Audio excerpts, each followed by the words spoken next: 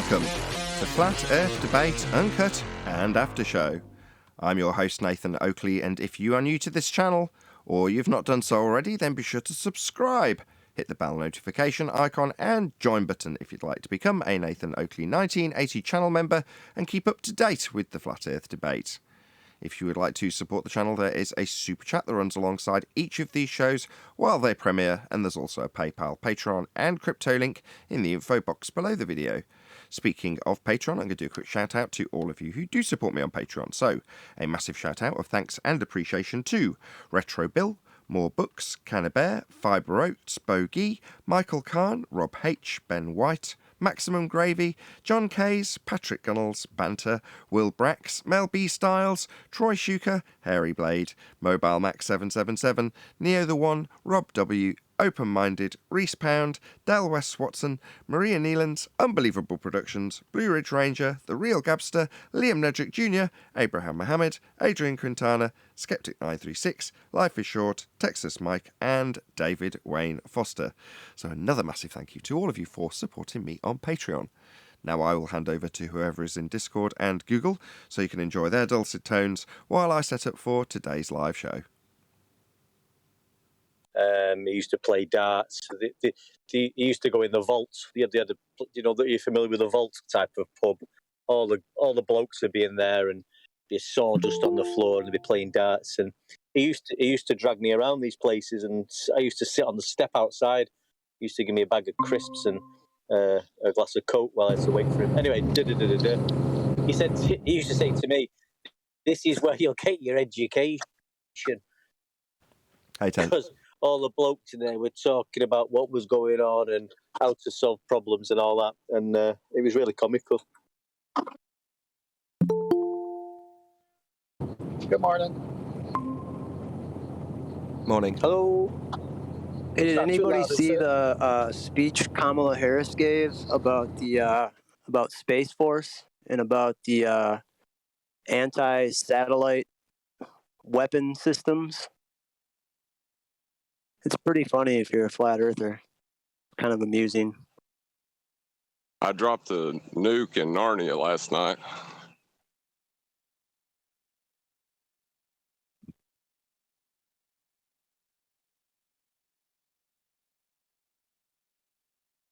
Okay.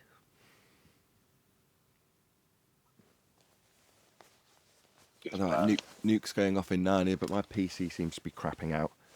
Every time I start it for a show, put it under any sort of load, it starts going haywire. So I've spent all morning going through every setting and minimising everything, reducing everything, underclocking everything, turning up all the fans, doing everything I see as feasible to extend the life of an old PC. I've done it all. And it seems to be holding it together, hence we've got a show. So don't be surprised if you hear me huffing and puffing and cursing at this PC in the middle of the show if it starts going wrong. Which you probably will as soon as I put it under an even more severe load. Sorry to go on about my PC woes. Hey, Nathan, how's my sound? Awful. You can just do road noise, but yeah, you're fine. Yeah, I'm traveling today, so I just want to comment because I'm going to lose everybody here in a little bit. Yesterday's show went on for a while, and it's amazing how these dielectric guys take 2 hours, can't even tell us what it is, and then they flip the table and are angrier than the anti-flat earthers and start cursing us out, especially you. I mean, that was a crazy thing to witness. All they had to do was show it to us, explain it to us, and they couldn't. And next thing you know, because they couldn't, they start projecting and saying, you cut people off, you're not tolerant. Well, just tell us then. But they couldn't tell us. Tell you what exactly? Tell us what it is. What's ether? Tell you what? What is the answer you're looking for? Not right now, Shin. What's your problem? What is it? That's the answer I'm looking for. What is what? See, this is what I mean. Another 2 hours of this. What the I mean, you're freak not is being ether? very Is that plain specific or enough? concise. Define it. That's all you have to do. It's not a big deal.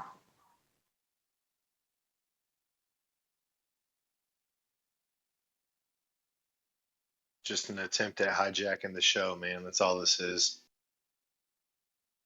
They No, can't but then they define it, paired, so it is a then they problem. paired something from Einstein, and but then in the next breath, say Einstein was a complete idiot 106 years ago about gravity. And Well, in one instance, Is you'll take that his your claim, and then the next, you'll say he's a complete moron. So which one is Yeah, it? is that your definition, And? Einstein? Where do we Is support your Einstein? definition Einstein? There's only one specific instance that I know of that we support Einstein, and it's because he's actually done an experiment. But can you name that particular instance? He's done an actual experiment with what? A scientific experiment? Let's hear it. No, it's not relevant to the subject. I'm saying when it comes to Einstein, Okay, we then don't only bring it back up. him Okay. when he sorry, has. Lizzie. Oh, my bad. We only back him when he has scientific validity to his claims. That's it. That's all I'm trying to say. I'm not trying to give you any claims. I'm not trying to back Einstein. I'm not an Einstein fan or trying to defend Einstein. I'm just saying we back science. If Einstein happens to have it, then we'll back it.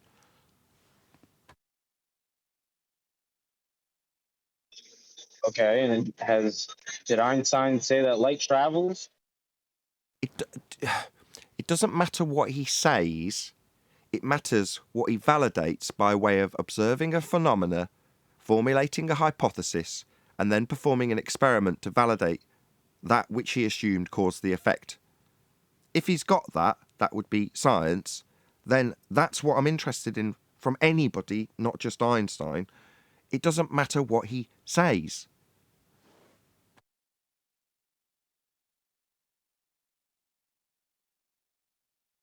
Can I ask a question about this? Is it? Well, I'll go ahead and ask it.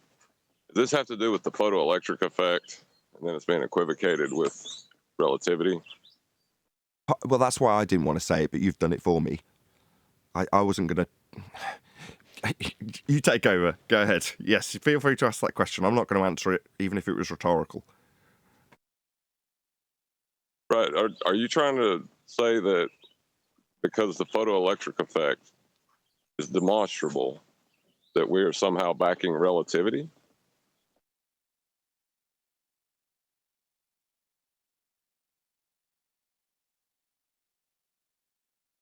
I don't think the guy realises you're putting that question to him. Sorry, I wasn't listening. Can you repeat that? Yeah, shocking. Shocking. Well, I'm also because at work, so I apologize. Einstein got the. If I agree with Joe Biden that today is Friday, does it mean I agree with everything else he says? No.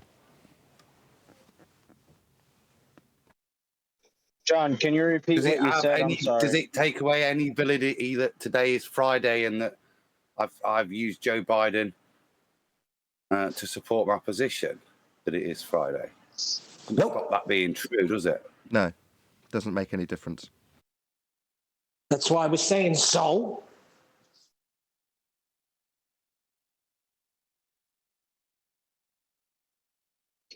John, can you repeat what you said to me? I wasn't listening. I'm sorry. Yeah, the photoelectric effect is demonstrable, quantifiable, and we have an explanation for it. Are you saying that because we support that, it's somehow us supporting relativity? Because I'm not sure what your position is. Well, if you're just observing light, are you observing photons as well? I'm not exactly familiar with the photoelectric effect is measuring electron release from a photoelectric plate. What's an electron?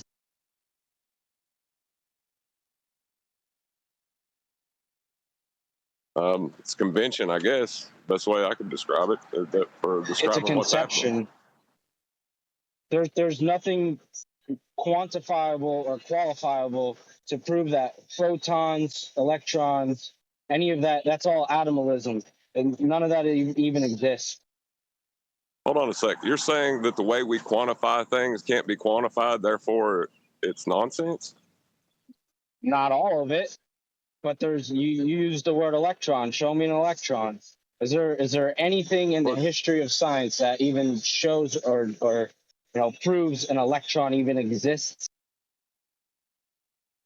Well, I mean, if you're going to throw out electrons, I don't know where you're going to go from there. You're never going to make it to nowhere, ether because without there's nowhere to go. There's nothing to demonstrate to show an actual electron. There's no such thing. Right. You cannot have an optical observation of an electron itself. I don't know why that's such a big deal. No, there isn't. You cannot show me something and go, oh, there's an electron. This is why I didn't bring it up, John, because we're off topic, right? Or even a photon. Nathan, show me a photon. Why? What was I claiming about one? Did I claim it proved ether? Light. Did I claim it proved ether? Speed of light. What did I claim? Speed of light? Did I say anything about ether? Well, why are you asking me to prove it? You're putting it on me like I've made a claim. Well, no, there's a claim that we're currently discussing of ether. That's what we're claiming. Now, earlier it was called it, and you were like, oh, you're not being specific enough. Okay, well, it earlier, when you were asked to just tell us what it is ether. We just want to know what that is. We're not making any claims in this regard. We are pummeling the nonsense and what comes back from you in between, not necessarily you, but, a lot of obfuscation, basically.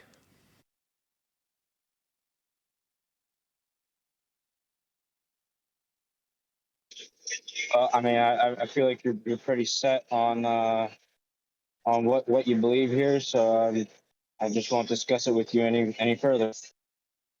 Why? We're just asking what ether is. Why is it that I ask?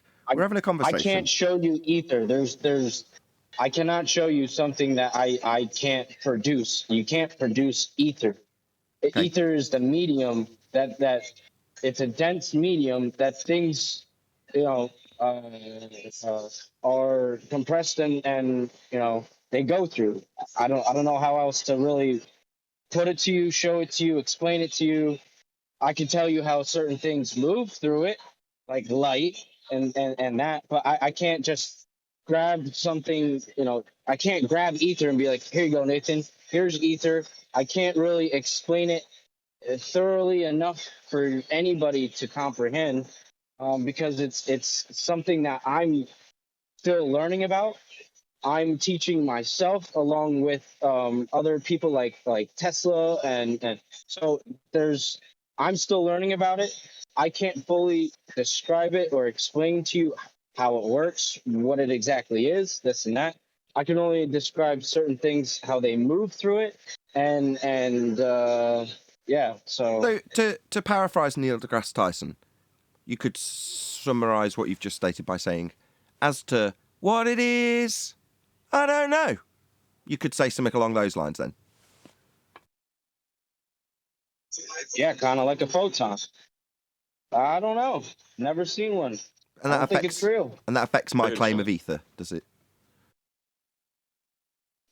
Well, apparently you don't have a claim of ether, so no, I don't. Doesn't. That's absolutely correct. But you do. Right. Therefore, what I think about photons and the photoelectric effect and electrons, it matters not. Do you understand that?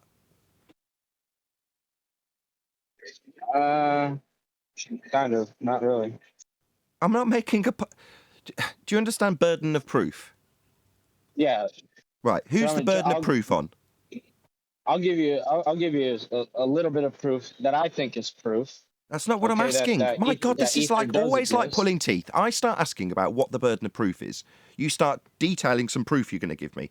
So instantly I think, no, he doesn't understand what the burden of proof is, because he's launching into giving me what he thinks is proof rather than saying, yeah, I understand what the burden of proof is. You're not confirming, you're not repeating back the statement and then confirming you understand it so we can move on. You're just now launching into giving me proof of ether, demonstrating again that you don't know what the burden of proof is. Sure. So what's the burden of proof? Do you know what that is? You said yes. Nope. Go ahead.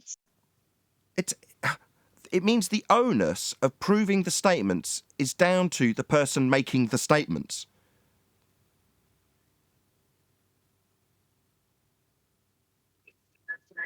Okay, and I told you I'd give you something that I think is evidence. No, you keep asking me about what I think about protons and electrons. So Right, do because you I've understand heard you now? talk about speed of light. So do you I've understand heard now you that talk you... about speed of light. So you think that light's actually Why are you asking me? physical thing Stop. traveling? Stop. It's just I'm not getting asking you. irritating I'm straight telling you away. that I've Straight heard away. this come Just out of your ignores mouth. me completely. So I don't know Babbles why through you me think I'm incessantly. asking Won't you shut up. something. Won't shut up. Yeah. Again, highlighting the fact that you haven't paid attention, don't understand, can't comprehend, whichever it is, I don't care. It's just getting irritating. Right. I'm trying to highlight to you that given that you are the one with the claim of ether, you are the only person here expected to provide evidence and be challenged on that evidence. Therefore, you asking me what I think about protons is, and this is the second time I've said this, irrelevant. So if your next breath consists of you asking me about what I think about light, I'm going to lose my temper with you because it demonstrates for the third time that you're not listening. I'm asking you what the burden of proof is. You don't know, so I've explained. Those who make claims need to provide the evidence. That's as dumbed down as I can make it. Now, I'm not making the claim, therefore I don't need to provide evidence for my beliefs in protons or electrons. Do you understand this now? 3 times I've tried to explain this to you.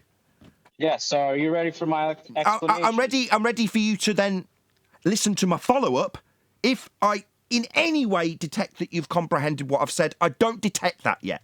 So no, I don't want you to launch into whatever you've got to launch into, because that tells me you're not listening. You're just waiting for your turn to launch into whatever you've got to say, rather than acknowledging what I've said 3 times. No, I'm not ready for anything. So I'm ready for an acknowledgement that you understand me. I'm not getting that. I am getting you talking through me. I am getting that in my right ear. I'm getting you jabbering while I'm still talking. Yeah, I am getting that. Again, a demonstration that you're not really listening. So, do you understand why it will become frustrating if you start asking me about my beliefs and what I think things are? Now, do you understand that? Yes, I understand that. Right, can you no stop asking me what I think about light and protons and electrons then, please? And just show and stop talking through me. Yeah. A nod in the affirmative isn't even required. It cuts the mic. Yeah. Can you stop asking me for it? And can you just, given that you're the one claiming it, show us ether, rather than telling us you're a student, you can't prove it. Yeah? And you don't really know what it is. That's not helpful, is it?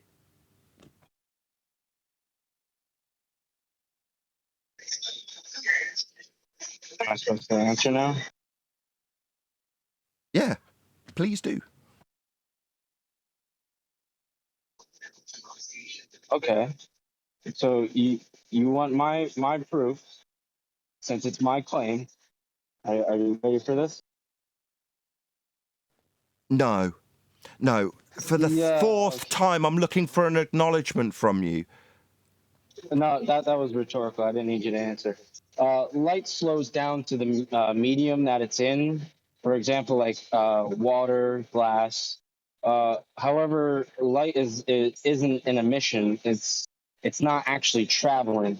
It's a rate of induction of the ether itself against itself. In other words, hypersteresis of the ether, where light cannot be anything else but a longitudinal disturbance involving alternate compression and refractions, which, for more simplistic, is light can be nothing other than like sound waves in the ether itself. Right, light is not a wave. Wow. Right. I'm not giving it as an actual wave, because light is not waves at all. So it's just more for simplistic painting the picture of what it's doing within the ether. But light is sound wave in the ether. Right. Well, like sound, when we speak, there's nothing, it's we say like the speed of sound. There's nothing actually moving. It's just a disturbance in the ether coming from, the air disturbance in the ether. So, the same thing, light is a coaxial circuit, transverse electromagnetic. Sorry, stop. Literally I heard just all a that. I heard. Yeah. You're describing what light does in your pre-assumption of ether. And now you're launching into what light does in your presupposition of ether. That's what you're doing, right? That doesn't tell us what ether is. It tells us about how you think light works in your presupposition of ether without telling us what ether actually is. Well, I've already stated that ether is a dense medium, and the denser the medium, the more inertia things, things like light and everything move through it. So that's why we say like the speed of light is extremely fast. That's because the ether is so dense. But if you slow down, or if you change the medium that the light travels through, shines through, light also slows down. So Again, you back to telling me what light does. Sorry, hang on. I'm wrapping up my. Yeah, you're telling me what light does. Yeah, I get it. Yeah, and I was rounding it. I'm painting a picture for everybody to understand, and you've interrupted me. So therefore, if the sun You're not doing a good job. is in the sky, okay, all right. Then you know what? If you guys don't really want to listen, then I'm done. Talking. I don't. I'm severely bored and irritated with you, if I'm honest. But I'm letting you. All right, but maybe fine. you should bleat for a bit more while I tolerate your abject nonsense. I've just one question. You're not optimistic to even understand it. So what is it? You keep telling me about what light does in it without telling me what it is. Right? Ether so is you a said, medium. "Oh God, It's a dense medium." Okay, I heard. I'm trying to respond. Okay. So shut up. You interrupted me. So shut up. You didn't even let me wrap. My God. Incessant waffle from a fundamentalist, flat earth, religious zealot who believes in ether. Non-stop jabble. You're done. Good. You said it had a density. Very thick. Give me the measurement for ether density qualification. What measure does it come in when you measure the density of ether? How do you know it's dense? I'm asking what scale he gives me that density in. What's the density scale when measuring ether? What scale is that measured in? Scalar. What scale? What's it called? Do you understand? Like Fahrenheit or Celsius for temperature? And what's the density scale for ether measured in? What's the scale? Have you just made this shit up? Telling us about how it gets thicker and thinner with light traversing it. And when I ask you what scale would be giving us this thicker and thinner nonsense you've come up with, there's just a stony silence. So when you said a density scale, you didn't really know what the hell you were babbling about. You were basically just making it up to sound smart, because you don't seem to be giving me a scale like Celsius for the density of ether that you haven't yet told us what it is, to be giving it a density without a scale to measure it. You are definitely interrupting me while I rip you a new one after you bleat about how you're getting interrupted, telling us about the thickness and density of ether. Yeah, it was very boring, very irritating, and made you sound like a complete idiot. Now I'm talking, and I don't want to hear your stupid voice while I do so, and point out that you haven't got a scale to tell me how fucking dense it is. I know how dense you are, though. Yeah, it's called the light scale. The what scale? That's why I was explaining what light does through it. Sorry, the what scale? The what scale? Oh, if you would stop talking through me, you would have heard me. You are a thicko. And all you can do is appeal to how poorly done by you are. It's absolutely pathetic. Third time's the charm. What is the scale? I've already given you the answer. If you Well, then piss off. You've proven your point. You've won. Well done, you stupid retard. You've already given it me, like the ballers tell me when they've got nothing, that they've already given it me. Maybe repeat it then, you stupid idiot. No. No? I mean, so you're useless to us then? Anybody out there thinking this dickwad was going to prove ether to them, think again. Because according to him, he's already proven it. So you're surplus to requirements then. Why aren't you dancing? Where's your victory dance? What I think is evidence. I don't care what you think is evidence. What scale are you measuring the density of ether with? Why'd you ask me about it? Because you said it had a density and was getting thicker and thinner with light traversing it. So I'm now asking you to qualify that complete crap that you felt the need to bleat about getting interrupted over, when it's total nonsense. So now you can qualify your nonsense with me tearing a strip off you. Okay, Dumbo? Oh, man. What scale, Dumbo? I've already given you the answer. Maybe stop your... Oh, right, well, everyone's clear then. How many people in the panel know what scale he's told us already and needs to tell me 4 times that he's told me already, rather than repeating? Who knows what it is? He didn't address it. No idea. Nobody on the panel knows what the hell you've told us. Does it need a 5th rendition of me tearing a strip off you and juxtaposing what you're doing with a baller who hasn't got anything and is asked to tell us what it is that they're clarifying, in this case scale, for thickness and thinness of ether when light traverses it? You tell me you've already told me? Yeah, good job. Let's see that victory dance then, Muppet. Nobody understands what you've told us. If you've already told us, just repeat it. You can't it. see it, but I'm dancing. It doesn't sound like you're dancing. It sounds like my ball slapping around your stupid face. As I tell you, you haven't qualified jack. You've told us about a density for light to travel through. You haven't qualified what light is for your claim, or qualified the medium you say it's travelling through. You've said it'll get thicker and thinner. I ask you what scale qualifies that, and you tell us you've already told us. It's pathetic. I just want to know. Just repeat it. I didn't hear you. I mean, it should be pretty simple, right? You did say ether is a dense medium. We're just trying to find out, how did you measure the density of this medium and what scale was it measured in? But to be fair, it's more So like now he's clearing his throat. Now he's hocking up greenies. That's what he's doing now. Rather than telling us, or conceding that he's just made this shit up, or whoever he's parroting it from has made this shit up, either way, it's complete nonsense. And rather than addressing it, he's going to hock up greenies. Giving him the answer again.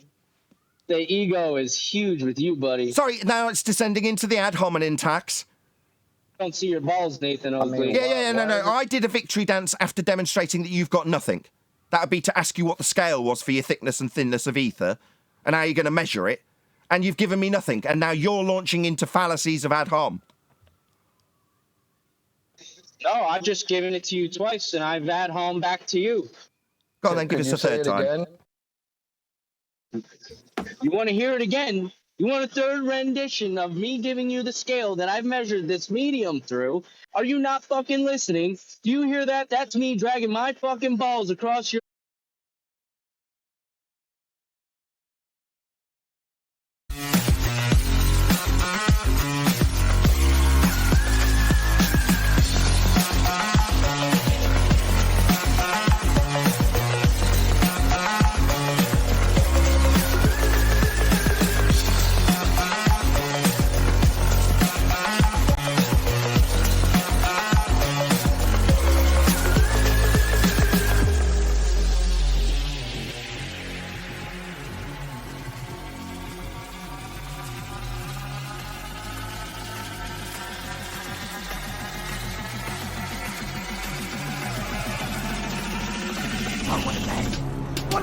Welcome to Flat Earth Debate Live. I'm your host, Nathan Oakley, and if you are new to this channel, or you've not done so already, then be sure to subscribe, hit the bell notification icon, and join button if you'd like to become a Nathan Oakley 1980 channel member and keep up to date with the Flat Earth Debate. If you would like to support the channel, there is a super chat that runs alongside each of these shows while they are live, and there's also a PayPal, Patreon, and crypto link in the info box below the video. Most importantly, if you'd like to join the discussion, simply mute the page you are currently watching, then click the link in the info box below this video to join the panel and express your views on the nature of Earth. If you do join, please don't swear. If you do, you'll be ejected, and if you are, please don't try to rejoin the stream using sock accounts. You'll be warmly welcome back on the next stream. Now, we are joined by 10th Man, Refracted Curvature, Arwin, Neil, the Adam Meakin, Eli, Chocolate Saiyan, and a whole bunch of people in Discord, so welcome one and all. Hello, hello. It's either me or Hey, you. good morning. Hold on, can I have a technical question? Where are you going live? Because I'm not seeing you anywhere. Oh, really? Yeah. Oh. Well, isn't that unfortunate? Okay, well, let's just see if I can figure that out. Talk amongst yourselves. I don't know how you would quantify a quantification.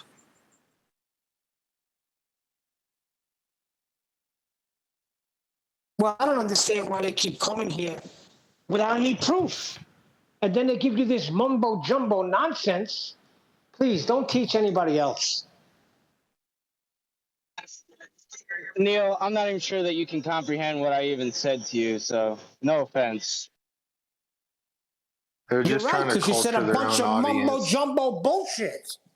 Yeah, you're just techno-babbling, and you're acting like a belligerent child. I don't understand why the question was like, or like I asked you the question and you just like hawked up a loogie. Like, all I asked you because you No, said that wasn't ether. That wasn't me. That Don't wasn't you. don't Okay. strawman me like that. Okay. No problem. That no was problem. hard. I just heard it in the middle of my question. So now that we're back on the question, how did you measure the density of ether? How do we get that? I want a numerical value. See, but you keep saying, "Oh, I said it three." You said it. I said it 3 times. I said it 4. I'm asking you because I didn't hear it once. Can you just repeat it? Is that hard or?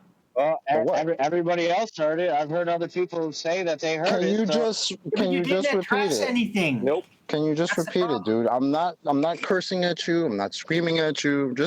We just want to know, how did you measure the density of ether? Well, what did I explain prior to that about light? Oh my Is God! that a question? Is that a question in response to Yeah, he just asked me another question. Yeah, because I'm trying to see if you guys are following along with what I'm even saying to you, where you're just not just scattergunning me with a bunch of questions that you don't even understand the pretext. I just got here and heard all about how the ether is a dense medium. So I just want to know how you got that. Just one at a time. Just let Chocolate. Guys, just let Chocolate lead the conversation. He's doing well. Just let Chocolate do it. Everyone else, shut up. Well, I've got to run back into work real quick, but I just want to know, like, how did you measure the density of ether? Since you said it's a dense medium. Spectrum, brother. The light spectrum. Is the light spectrum ether? That's something else. Say that again. Is the light spectrum itself ether? No. Hello? No. So then that has nothing to do with what I asked you then. No, but okay, so can we get to what has to do with what I asked you? How did you measure the density of ether?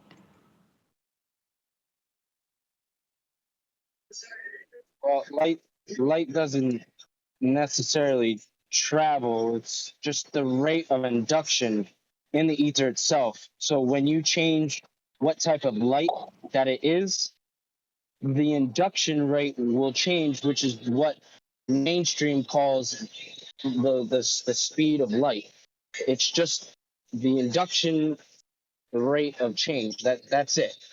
If you understand. But how do you measure it? That's why we can go from light again. red light to blue light, purple light. You know, all those are. That's they light. all have a different. Oh my Okay, God. so you're going by the characteristics of what light is doing, but what does that have to do with the ether itself and its density level? That's probably one of the best ways to do it, but it's not the only way to do it. All right. This is am I not speaking English? I don't get it. he isn't speaking. Yeah, He's like he's explaining to you why the Cavendish experiment is an experiment, right? That's what he's pretty much doing. It's all bullshit. He's not addressing the core issue. Dude, so again, density of ether. Please don't tell me what light is doing. How do you know that ether is a dense medium? Where do we validate that? Inertia. How does that validate that ether is a dense medium and what the scale of its density is? By the way things move through it. And where is like it light, that we like can sound? Okay. How do we isolate the ether so we know how things are moving through it? You don't isolate it because it's everywhere. You're moving through it as we speak. So then how do you know that light is moving through it if you can't isolate it to know that? It sounds like you're just assuming that ether is everywhere. Because you can There's isolate nowhere... the light. You can manipulate the light through the ether. You can manipulate it through the ether. Is light ether? Yeah. Oh, in chill. Light. No. So light is ether now. That would mean that sound is ether then too. So no. So then, but that's weird because I keep asking you about ether. You keep talking to me about light. Weird, isn't it? It's the best example to give you that ether is inertia. It's what it is. It's a medium of inertia. No, inertia's inertia. And inertia is a dense medium. What's inertia? You have to go back to the original. Inertia is a dense medium now. How do we figure out the density of inertia? Can we do that? By the way things move through it. By the way things move through inertia. So inertia and ether are totally the same thing now. You're not making any sense, brother. No. I'm not trying to get at you. I keep asking you, how did you measure the density of ether? Because you said it's a dense medium, and you keep talking about light and what it's doing and not doing, and that's not answering the question. I got to go back to work, so I don't know. Thank you, Chocolate. All right, good talking to you, man. Right, we are live now, so let's crack on with housekeeping now. We've rounded that out. Any evidence of a physical geometric spheroid horizon formerly known as the curve of the Earth? It's beyond the ether. What's ether? It's a light. It's a wave. It's inertia. It's all these things, and you put them all together, and poof! It's one. Coriolis said, so it's true. Yeah, and you can condense ether, but you can't isolate it though. So I wonder still what the numerical value to this ether density is. It's never been addressed. This debate could go either way. Is, hold on, Adam. Hold on, just 1 second. Go ahead, One Deck. I was saying this debate could go either way. Oh, I hate you. Go ahead, Adam. That's quite good. Just a simple question. If you can't define what something is, how do you find how much of it is for its density? It seems very nonsensical, this. We're making claims now about its supposed density and how that affects things, yet we've still not got to the point of defining it first. Once I know what it is, I could then start to comprehend how relative densities of it could have effects. I think we need to get back to what it is first. That seems fundamental in this discussion we're having. I mean, it's only day 2 of us asking. Well, we provided a quote from, where was it? Britannica, wasn't it, yesterday? That's my understanding, that appears to be what's being claimed some of the time. It's a medium for light to travel through, which is what was claimed in the 1700s. So I'm not sure what the gent's distinction is that he's making with regards to his ether. And I think that's all we're actually asking for, is just a bit more flesh on the bones of what he's actually saying. He's distinguished what it isn't, but we're still to get to what it is.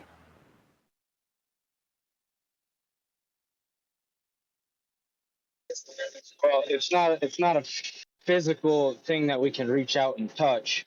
So I have no qualifiable evidence of said ether to hand you and say, here it is. Just to be clear, I also stated I'm not an expert on it. I'm still learning about it, so I'm not exactly concise. You know, I'm not an expert on verbally explaining it to you people yet. Okay.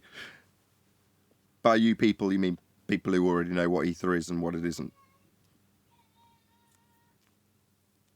Yeah, anybody who's listening, anybody. Okay.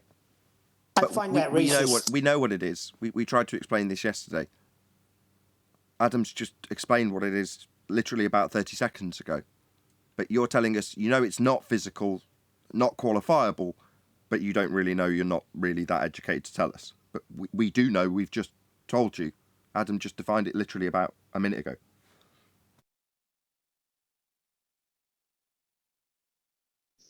I feel like that's the mainstream narrative about it, but that's fine.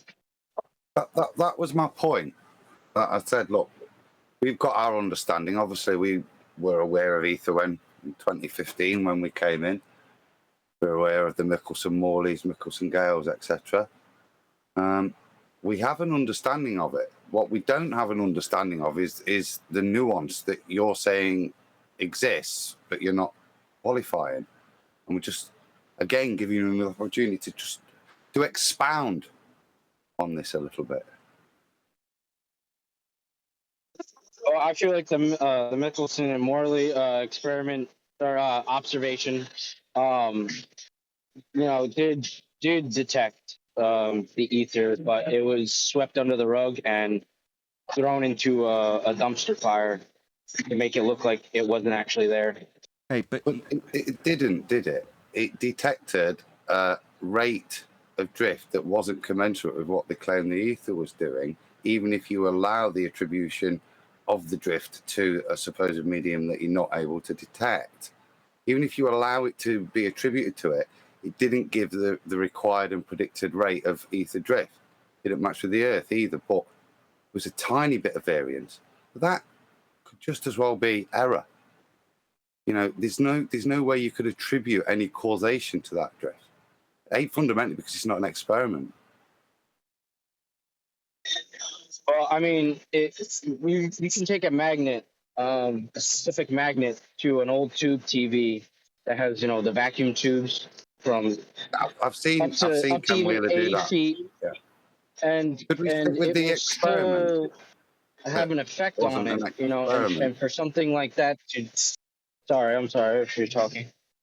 Yeah, you've gone sideways again. We were just discussing the drift, and now you've gone on to putting magnets on TV instead of recognizing. Okay, yeah, I'm sorry. I said here. Yeah, I'm sorry. So the drift, I think, was the specific rate of induction that they're actually seeing.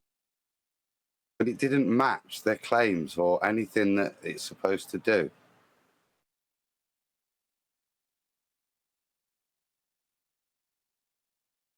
Right, and like I said, I'm still looking into it. I'm not an expert, but I am optimistic and a little bit of a believer.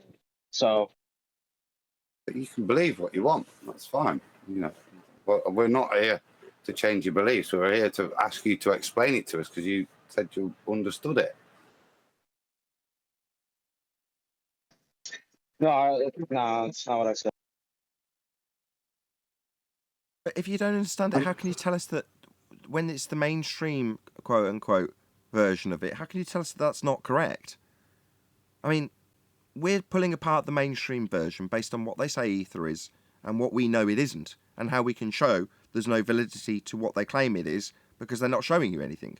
But then you come along and say, well, that's just the mainstream version. But I don't really know. So how do you know it's not just the mainstream version then? I don't get it. Because this is the version that you don't hear. Can I give you the version you don't hear of Earth Curve? Yeah, pretty much. I don't know. But we're at the To be point where honest, I'm you're kind of saying we exhausted should. of this conversation with you guys. So I think we are, because I think we're at the point where we've realised that you're telling us to believe in something that you don't know what you believe in. And we've been polite and tried to listen to you explain it, but we've got to the point where you've got to say that actually our knowledge of this is better than yours, and you don't even know what it is that's different about what we've cited to you that you're actually believing in, but it's still worth believing in. So it probably is about the end in terms of progressive discussion, isn't it? Until you get that knowledge fundamentally that you have the belief in. Once you've got the knowledge of what you believe in and you're able to explain it to others, then it'd be good for you to come back, because we can see and attack the mainstream stuff. Hopefully you realise we've been trying to listen to you explain it. Yeah? Doesn't mean we have to agree with it, but we have to try to understand your point. But it's been, I don't think we're much further past where we were yesterday, really, are we? Other than the knowledge and the admission from you that you don't know what you're explaining, which is fair enough. Can I say something? well, I mean, I understand it, but to explain it to an audience that isn't familiar with the way that I'm explaining it, I might not be concise or something for you guys to understand it. But like I said, it's the rate of induction change. I don't know.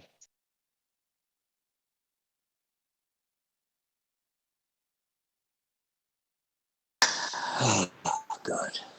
Well, I just want you to know that, like, don't take it. Oh, okay. Yeah. It sounds to me like you No, believe in you're techno, stepping all but over you him, don't are we? actually know what you believe in. You're stepping all over John. Sorry. Just let him finish. Yeah, I was just going to say, like, don't take it personal that we're questioning you on this. Like, and it's easy to do, especially when you have a belief that you can't verbalize. You know, it can be frustrating. But, like, it's a positive claim.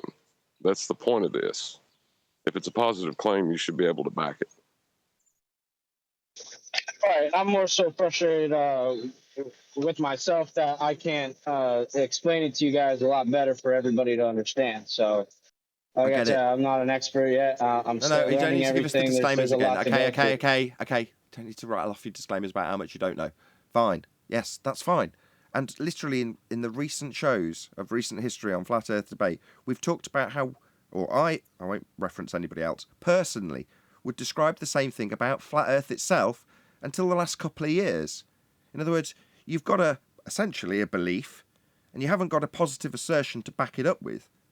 Now, while there's going to be plenty of people out there that say, oh no, there's all sorts of Flat Earth proof, I didn't, for whatever reason, like any of them. I didn't feel like any of them were conclusive enough to put forward as a positive assertion. It was just easier to rest on laurels and defend the fact that the globe is unprovable, or how they claim to prove it and undo that. Well, up until recently, now we do have a positive assertion, but what I'm trying to say is for the last maybe 5 years, it's been hesitation about making any positive claims, even about the very subject matter we're covering, because it's dodgy ground if you can't back it up. Now, I understand that people have got all sorts of crazy beliefs. I'm not saying this is crazy. It's just not demonstrable. And there's plenty of bullshit that surrounds it that makes it seem like it should be demonstrable, leaving people like you going, well, I don't really know how to define it. I don't really know how to show it to you. I don't really fully understand it, but I definitely believe in it. And not only do I believe in it, I believe there's a underlying narrative that's being hidden from us. You're like, my God, do you not realise how crazy you sound? And I'm saying that from a point of view of empathy. I'm trying to say, if I was doing what you were doing, I'm cringing while I'm saying it to you. That's what I'm trying to get at. And if you can't see that, bearing in mind, like I say, we've spent the last 5 years hesitating to make claims, just pulling people apart on what they claim, like we did with you in the pre-show.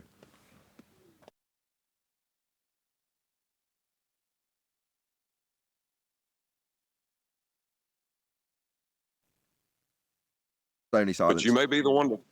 Go on, John. I was going to say, but you may be the one to find it out. Don't stop researching it. Maybe there is something there. We don't know. But the stuff that is claimed to be there is just... bullshit. That's okay, yeah, what Neil said. We also know that the route that has led people along the path to ether and the misapprehensions that lead them there, it's been covered on several Bullbusters shows, several Quantum Eraser live shows, many a Flat Earth debate. It's very much been covered, to the point where I got chastised by almost the entire community because I dared to challenge Bob Nodell on his scientific acumen when claiming this stuff. So I assure you, I do understand the subject matter. The problem is that when people come in who don't really understand it, they want to project that all over us, like the guy yesterday. I don't think it was you. It's like, go and research it. Well, here's this whole book to go and look. Just read it. It's like, I don't need to, thank you. But if you've got something to present, and in the end, it always ends out the same. I don't really know what it really is. I just know it seems very important to a few key players, and they promote it a lot and use some very long words when they're describing it, and I can kind of follow along and parrot some of them off back to you. Okay. Ultimately speaking, it's about having a medium for light as a wave to travel through, though. That is what ether's for, and that's what it's described as. All these other rather romantic terminologies that go alongside it tend to be in conjunction with a description of something that isn't ether. Moments ago, we had the light description for ether. So, okay, so we're talking about light then. But no, we're not. We're talking about light and how it moves through an assumed medium that hasn't been proven, but you can describe the effects of how light moves through it, even though you haven't proven it. Okay? But yeah, like the big thing is, don't get hung up on not being able to know, because the smartest people in the world don't know. It's great figuring it out, but just don't take someone else's word as law. That's all I'm saying. I see ether as an aberration. It's just a suggestive thing. But yeah, as Nathan's been pointing out, it really comes at the core of the issue from a misunderstanding of the nature of light. And that spawns massive grounds for, fictional interpretation. And that's what ether is there for. But it will always remain elusive because it's grounded in that mistaken assumption, really. Without that part, there is no need for ether at all. Well, in this context, that's why I say, what's the difference between this and gravity? In the way that when we ask them, what's gravity? Well, you know how the planets move? Okay, what's gravity? You know how we can see certain planets do gravitational lensing and all of this other stuff that gravity does? What's gravity? Well, it's the reason that we can see things falling. What's gravity? Well, it's everything other than what it is as a phenomenon itself to be proven scientifically. Perfect timing. And yes, correct, Eli. And yesterday when Brian tried to make this juxtaposition, I cut him off because we were trying to get down to what ether was, but now we're all a lot more calm. Brian, how you doing? Hey Nathan, hey everyone. You have to excuse my voice is a bit of a sore throat. What are you talking about? Gravity. Yesterday, I cut you off at the point where you were like, all ether is a substitution or replacement for gravity. And then you started launching into how it was comparable, but I stopped you because we were yet to clarify what ether actually was. We still haven't, but we're at the point where everyone's calm and we're saying, well, no, we know what it is and what it's used for. But that's the appropriate time for what you were trying to do yesterday, and I stopped, if you can remember. You may not. I do, yeah. Well, it's the same as gravity because it has to hijack every real-world effect. Eli said it yesterday as well. It has to hijack every real-world effect. And then ether has to become everything. It's something we don't have a phenomena for. Excuse me. It's something we don't have a phenomena for to observe. Yet it's claimed to be there. But when you're looking for, well, what is it? Show it to me. They give you, like, each different person will give you a different thing. It's magnetism. It's matter. It's light. It's everything but itself, isn't it? Ether turned up because they didn't understand light, and now they have a better understanding of light. There's no need for ether. They thought they needed this ether thing, and that's kind of really what it is, isn't it? But they don't. But yet they still held on to it. The same way as they hold on to a force of gravity, even though it was pointed out that it was pointed out, no, that's not real. Even though they come up with a new mock version of gravity, they threw out the old one, but they're still holding on to it. They can't leave these things go. Indeed. And as you said, there's no phenomena. Well, why is that significant? If anybody's listening saying, oh, well, so what? They show us what happens in the Michelson-Gale, quote-unquote, experiment. Isn't that sufficient? Well, no. If you're going to imply or infer that you have an experiment, you're only inferring or implying you have an experiment, because an experiment offers empiricism at the end of the process, the last step being experimentation. Well, the first step, as Brian alluded to, was observe a phenomena. Once you've observed a phenomenon and you can see it occurring, then you can go forth with the next step in the scientific method. Formulate a hypothesis, a supposition of cause and effect. What you think causes what you observed in step one. You saw it happen and you go, I think this causes that which I'm observing. That which you're observing is the phenomena. That which you think causes it is your independent variable, aka cause, of the effect, yet to be validated. So once you've formulated a hypothesis, that's an if A, then B statement. If my presumed cause, then the effect I'm studying. That's called an alternative hypothesis. Now, in the hypothesis, you also have the antithesis of your prediction.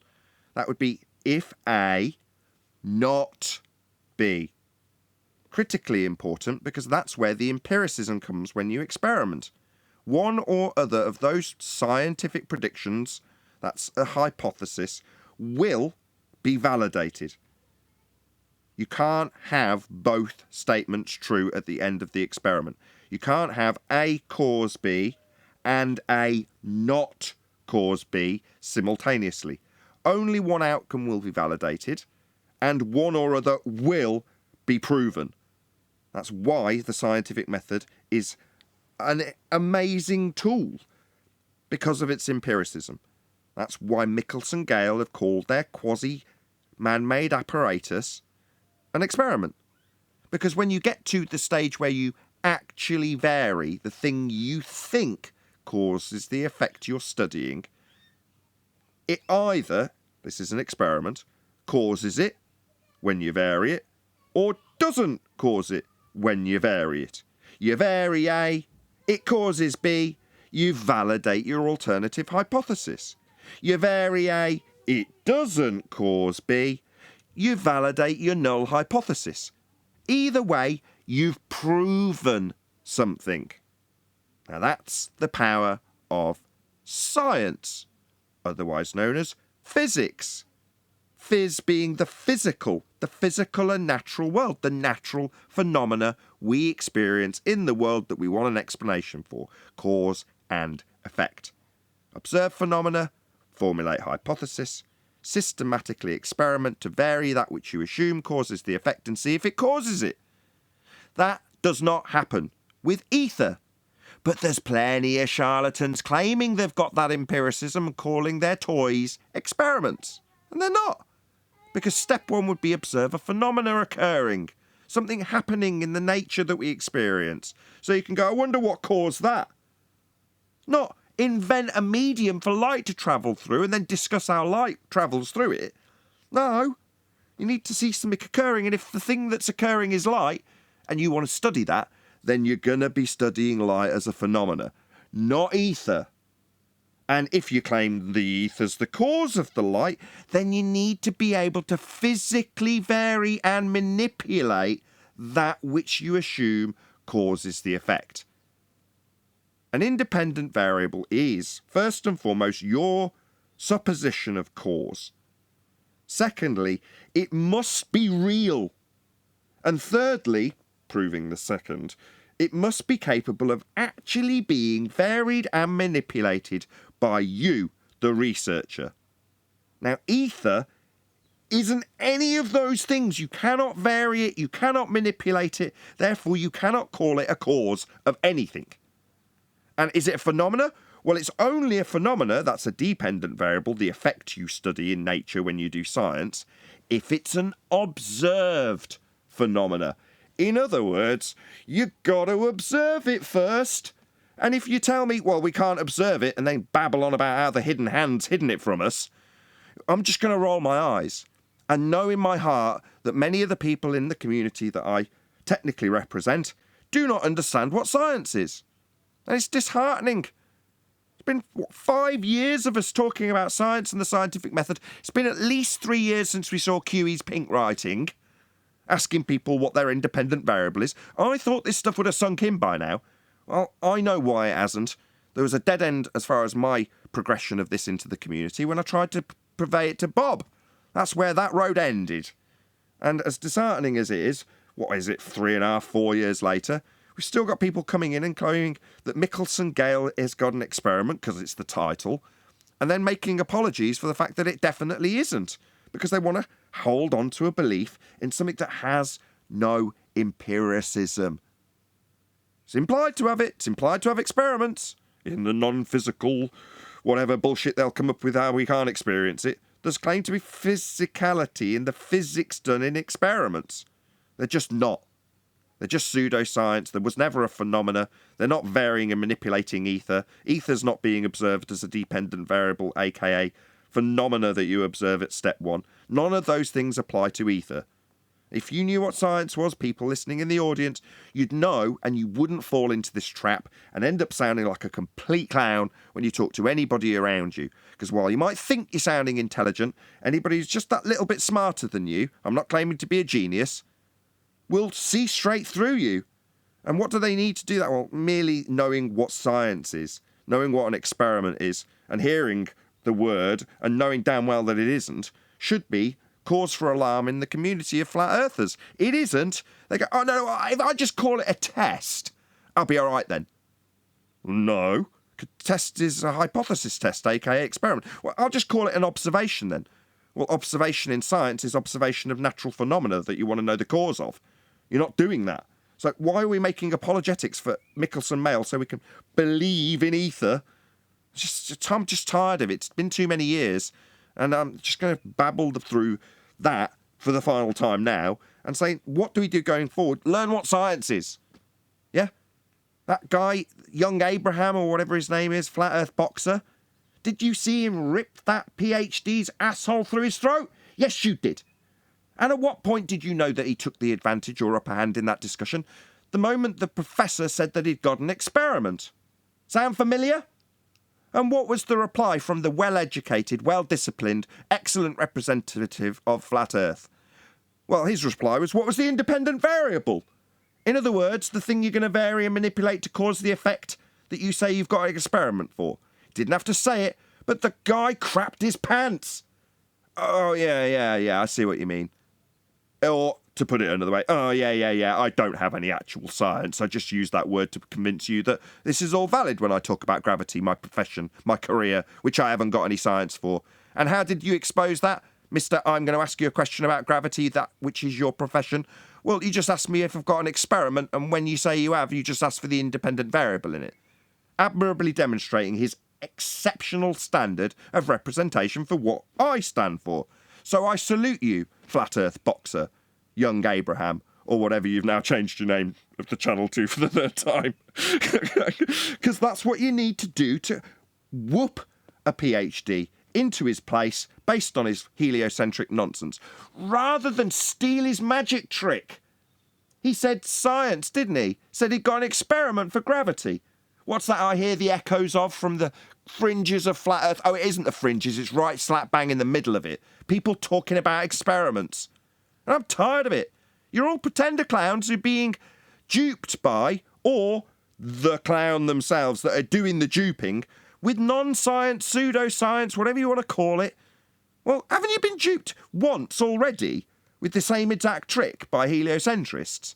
You're just going to let flat earthers trick you with the same magic trick, in spite of me standing here for 4 years telling you how it's being done, and other people whipping PhDs on the heliocentric side round with this exact same tool. That would be the tool of science. You're just going to let yourselves be duped for the second time. More fool you, sod off, don't want anything to do with any of you anymore. More fool you, when you're embarrassed, don't come crying to me. I'm done. Just to Kyrie DeMarcus Billingsley, I think is the new title. The Flat Earth Boxer. Yeah, I saw his new name change. I went to look for him in the stream that we had that was out as a repeat or on the second channel or whatever. And I went to look for him thinking, yeah, I must publicise this guy straight away. And I couldn't find him. I spent 10 minutes and I came back to the chat and there was someone in the chat going, I can't find Flat Earth Boxer. And I'm like, neither can I. I don't know what to say. I'm looking to post the link for him so you can subscribe, but I couldn't find him. And if you've got Flat Earth in your name, change it. Because certainly on my iPad, the way that YouTube abbreviates anything with Flat Earth in the title is just flat EAR ... And that's all you get. So you've got in the subscriptions feed, or my subscriptions feed, just a long list of flat EAR ... And you can't tell who any of them are.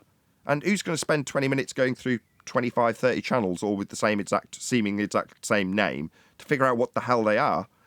Virtually no one, I can tell you. So just change your name. If you've got Flat Earth in the title, it might have been Mark Sargent's mantra back in the day to stick it in your name of your channel. But I think it's time to make corrections in that regard. That's not doing you any favours. I'm telling you now. Yeah, put baseline Earth. Anything that seems unique beyond the multiple repetitions of Flat Earth something.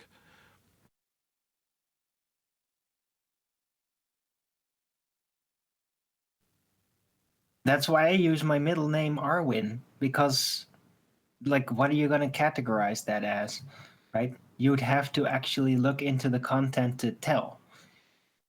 So even though my shows are called Flat Earth Early Bird, like, yeah, like, it's still not difficult to actually find my channel. You just have to get the name right? ARWIJN. And you will find it. You might have to dig through a couple of troll sites before that, but I will be in there, right? Same here. If you type in Nathan Oakley, you'll find me. If you do any search filters, you won't. But me by name specifically will take you to a highlighted list, as much as I moan about the censorship and the fact that we are indeed fringe. To YouTube's credit, if you do a specific search for me by name, it will bring up my latest video in that search, which I'm very grateful for. I won't lie. I should be grateful for small mercies, right? We are the oppressed. If you're looking for Arwin, right? It's taking our platform serious. I take my platform serious. I give detailed criticism, like if there's something wrong with the chat or whatever, and it seems a systemic problem, I will address it in the hopes that if somebody's going to listen and do something about it, because I'm using the platform. I want it to be good. Yeah, same here. Absolutely. well, if you're looking for Arwin's trolls, they don't know how to spell his name, so they switch the I and the J around. So,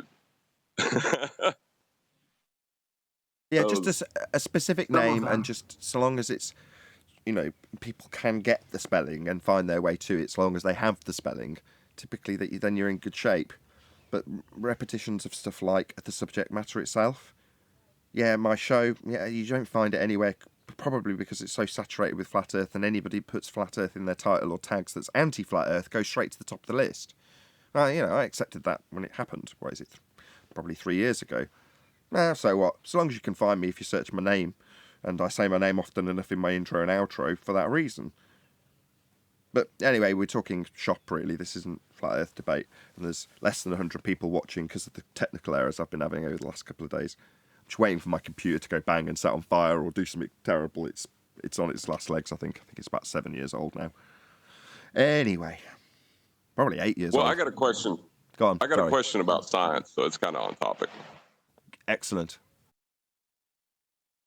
Can you have a phenomenon that you can't describe? And if so, how would you get into the method of science in that scenario? I don't think an observed phenomenon could ever be beyond the ability of linguistics to describe it.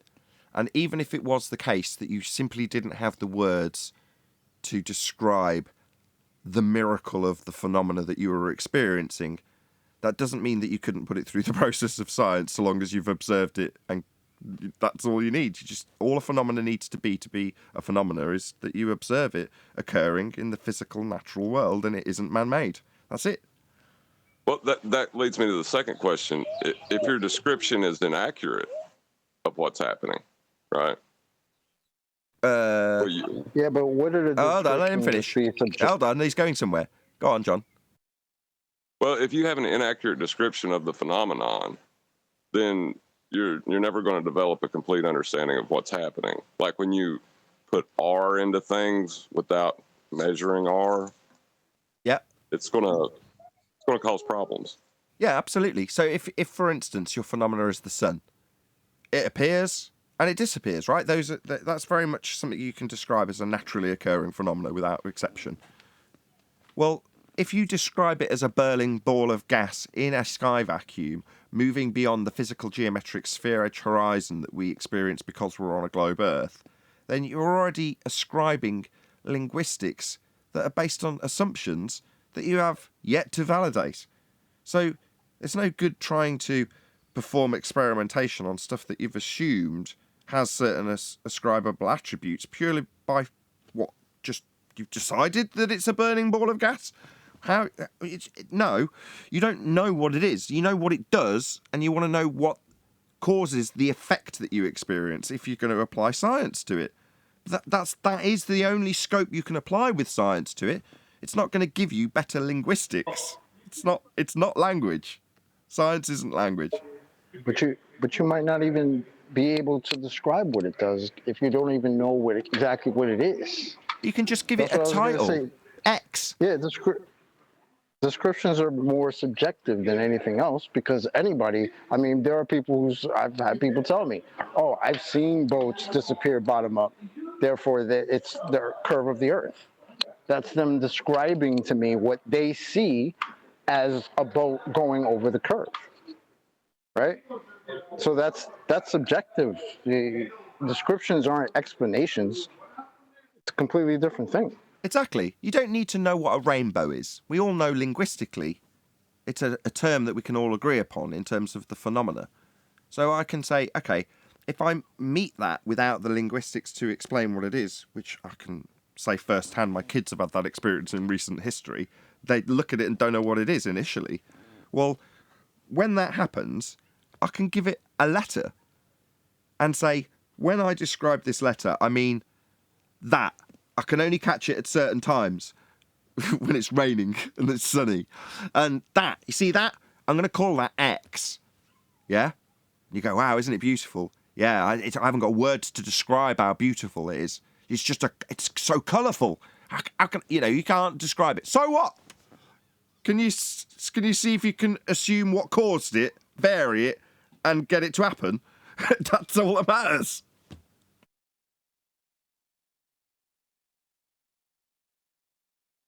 But if you assumed that it was being caused, like,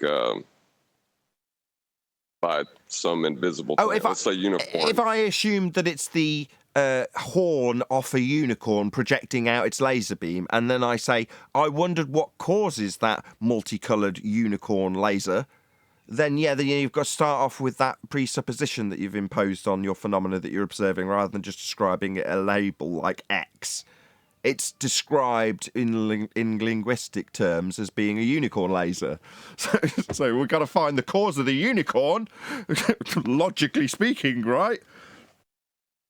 Yeah, it's a neat trick. I mean, it's a linguistic trick, but a lot of people use it. don't even realize they're doing it sometimes. No, atmosphere is the perfect example. Atmo, what now? Oh, it's just a turn of phrase. No, it's a turn of begging the question that you didn't even realise you were doing. It's amazing how language, right? Grammar, spells, spelling. Oh, those are kind of triggering words for a lot of people who don't know what language is and what it's used for and how it tricks you and deceives you and how certain words worked into the established language will lead you with an entire paradigm just by speaking. Yeah, and then you have the anti-flat earthers saying things like words are meaningless, but I bet you dollars to peso, if they went in a courtroom, they would hire an attorney to represent them because they don't have the words to get what they need done. You know, if words didn't have meaning, then why would you waste the time?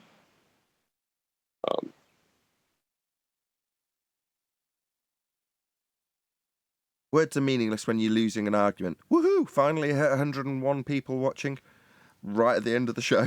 Please share the show if you're watching. There's a whole bunch of technical issues, which is why the stream went out without any pre-publicity, if you will. So yeah, smash the share button. A very warm welcome, though. 100 people still nonetheless. Brilliant audience numbers. Thank you very much for tuning in. Please share the show if you've not done so already. Subscribe if you've not done so already.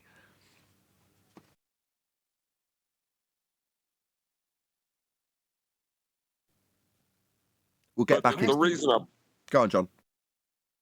The reason I brought that up about language and using it in descriptions, because it applies to a lot of things, like the photon thing earlier.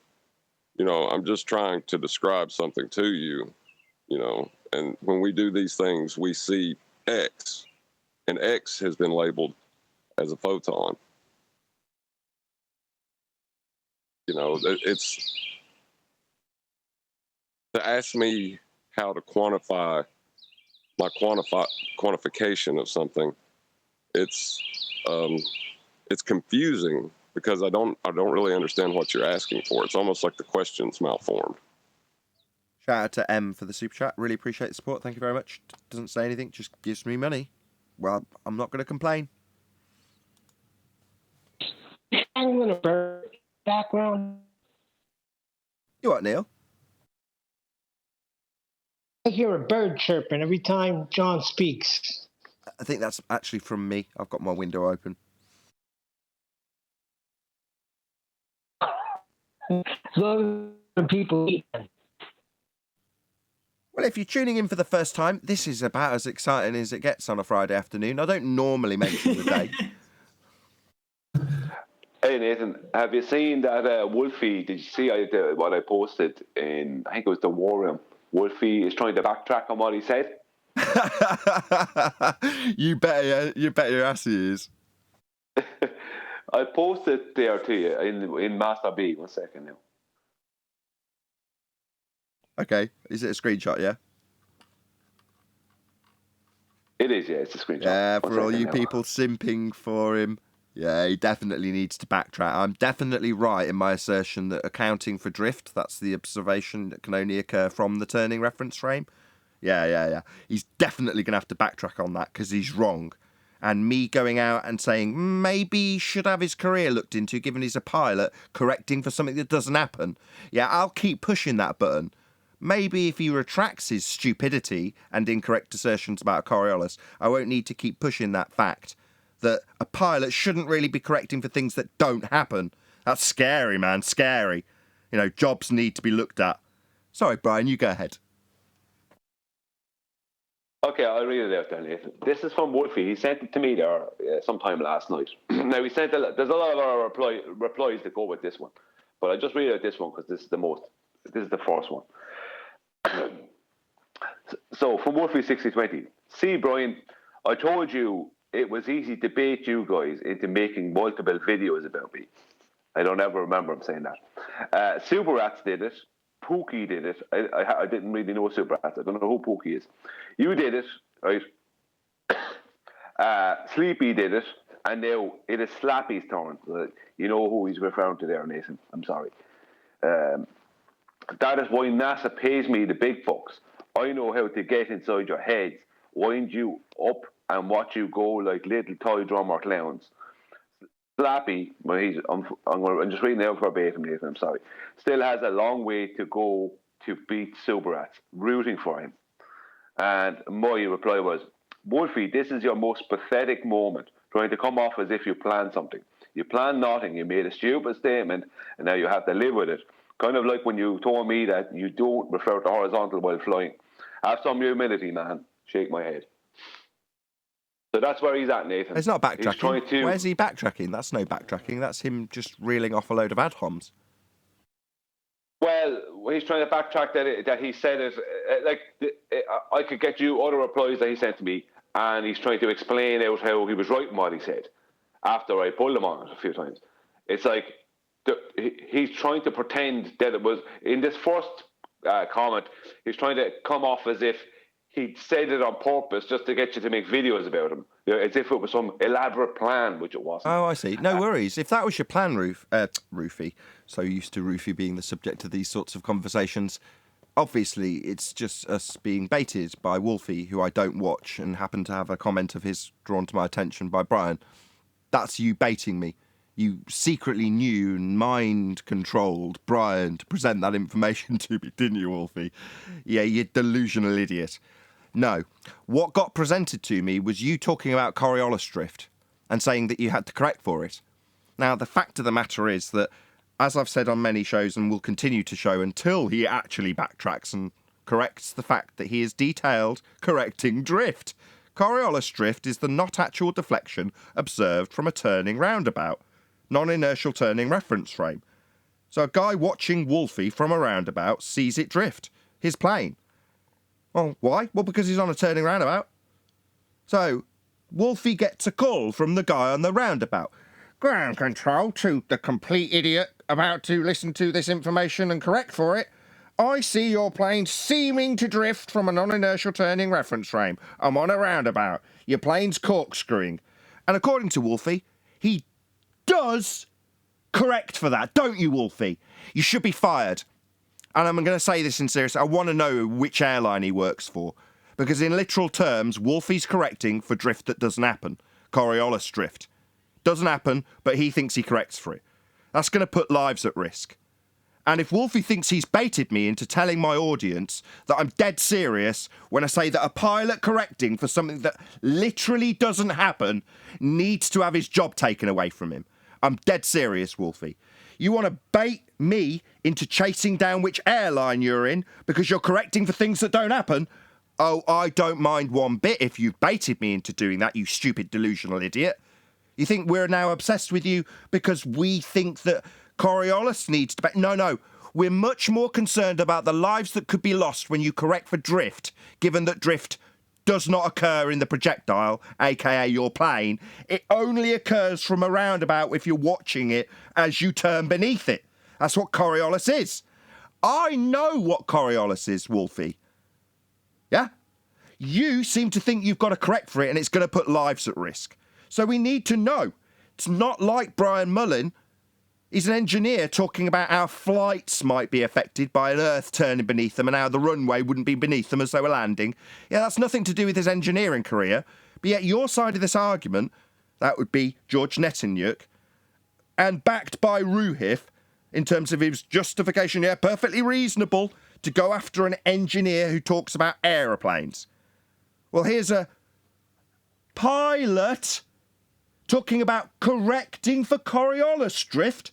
What, not actual deflection observed from a roundabout? No, this is much more serious than Brian Mullen. Yet, it seemed necessary to George Netanyahu to contact his employer.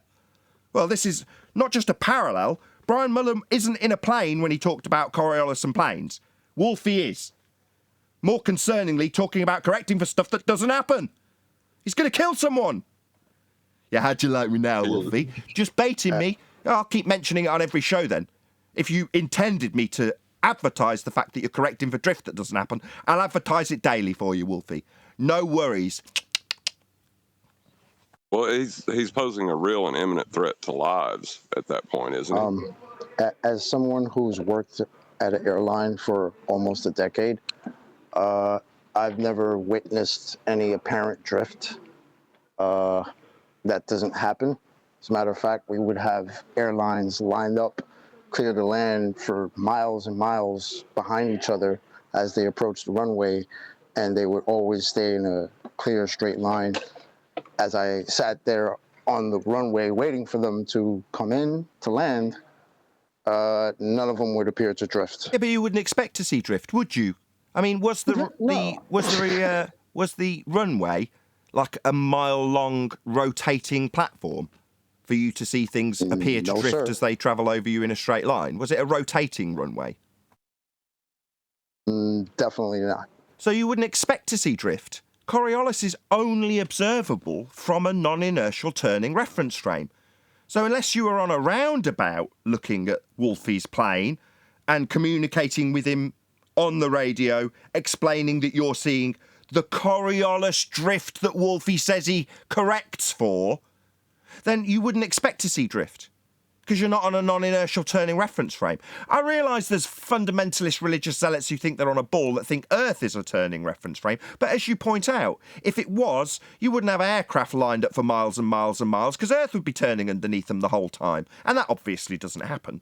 But Coriolis effect, the thing that Wolfie says he corrects for, is a real effect that you can observe a plane from a roundabout and see it seem to drift.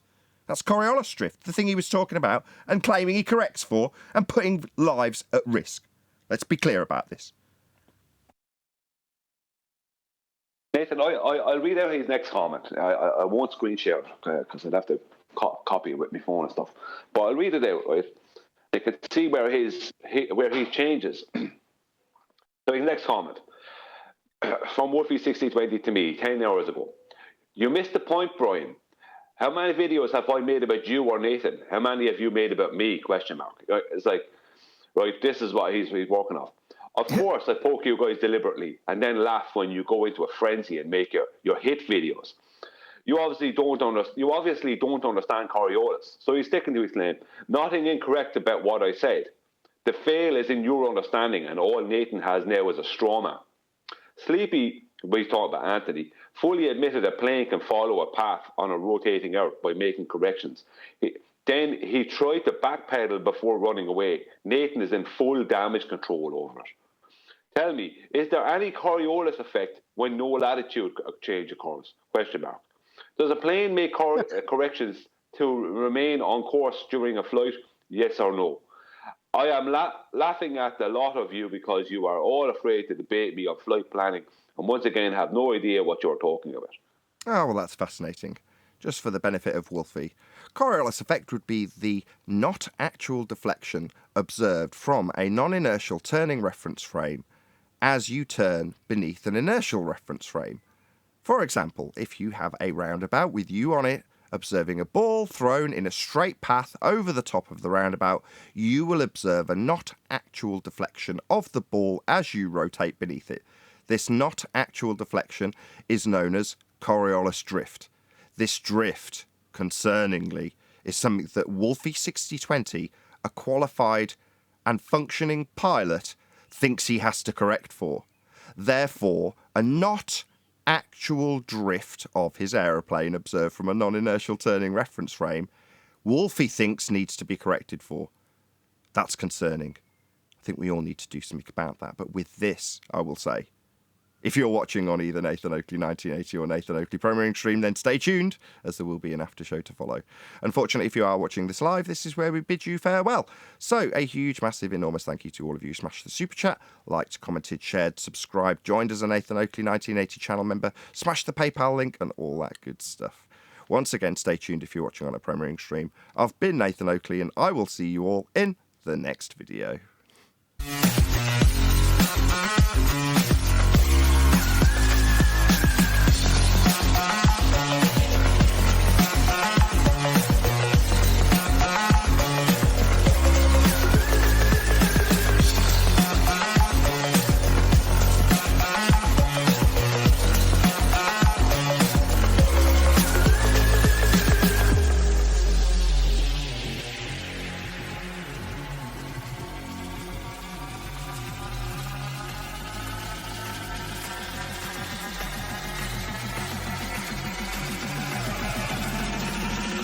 What a lovely day!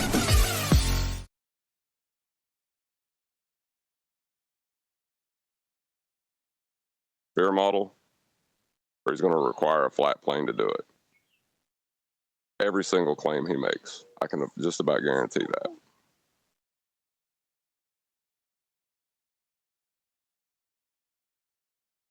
I'm pleased the whole live show functioned. I honestly didn't think that show would continue, and with all the settings changed, when you just like carpet bomb settings changes, you like throw everything you think you can do about it at the wall all at once.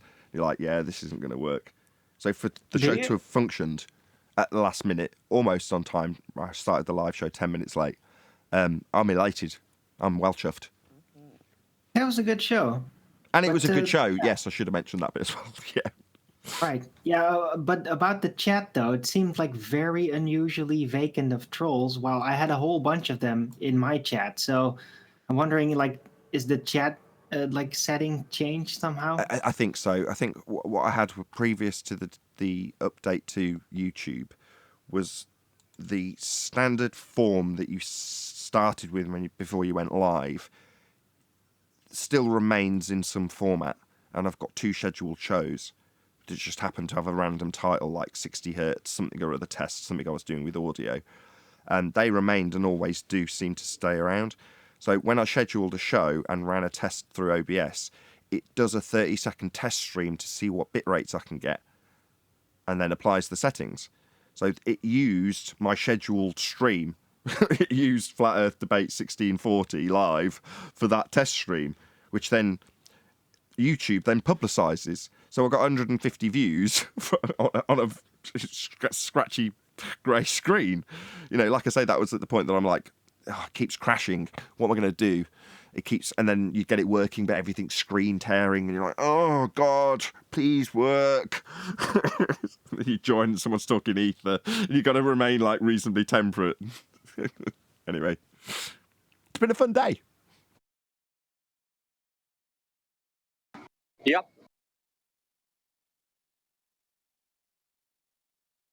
I'm just glad it's working. Anyway. Go on, Chocolate. Can I ask you a question? Well, go on, Chocolate first, then yes, Neil. No, I just wanted to kind of reiterate that, these 2 reference frames and things appearing to drift in the air while you're on the ground, that would have been a conversation. That would have been something in reality when we had to actually get these planes landed and marshal them into the gates. That would have been something that we would have had to talk about, right? Because not only are we seeing apparent drift, but these guys have to negotiate a moving runway. That never, not once, was that a conversation, was that even broached at all.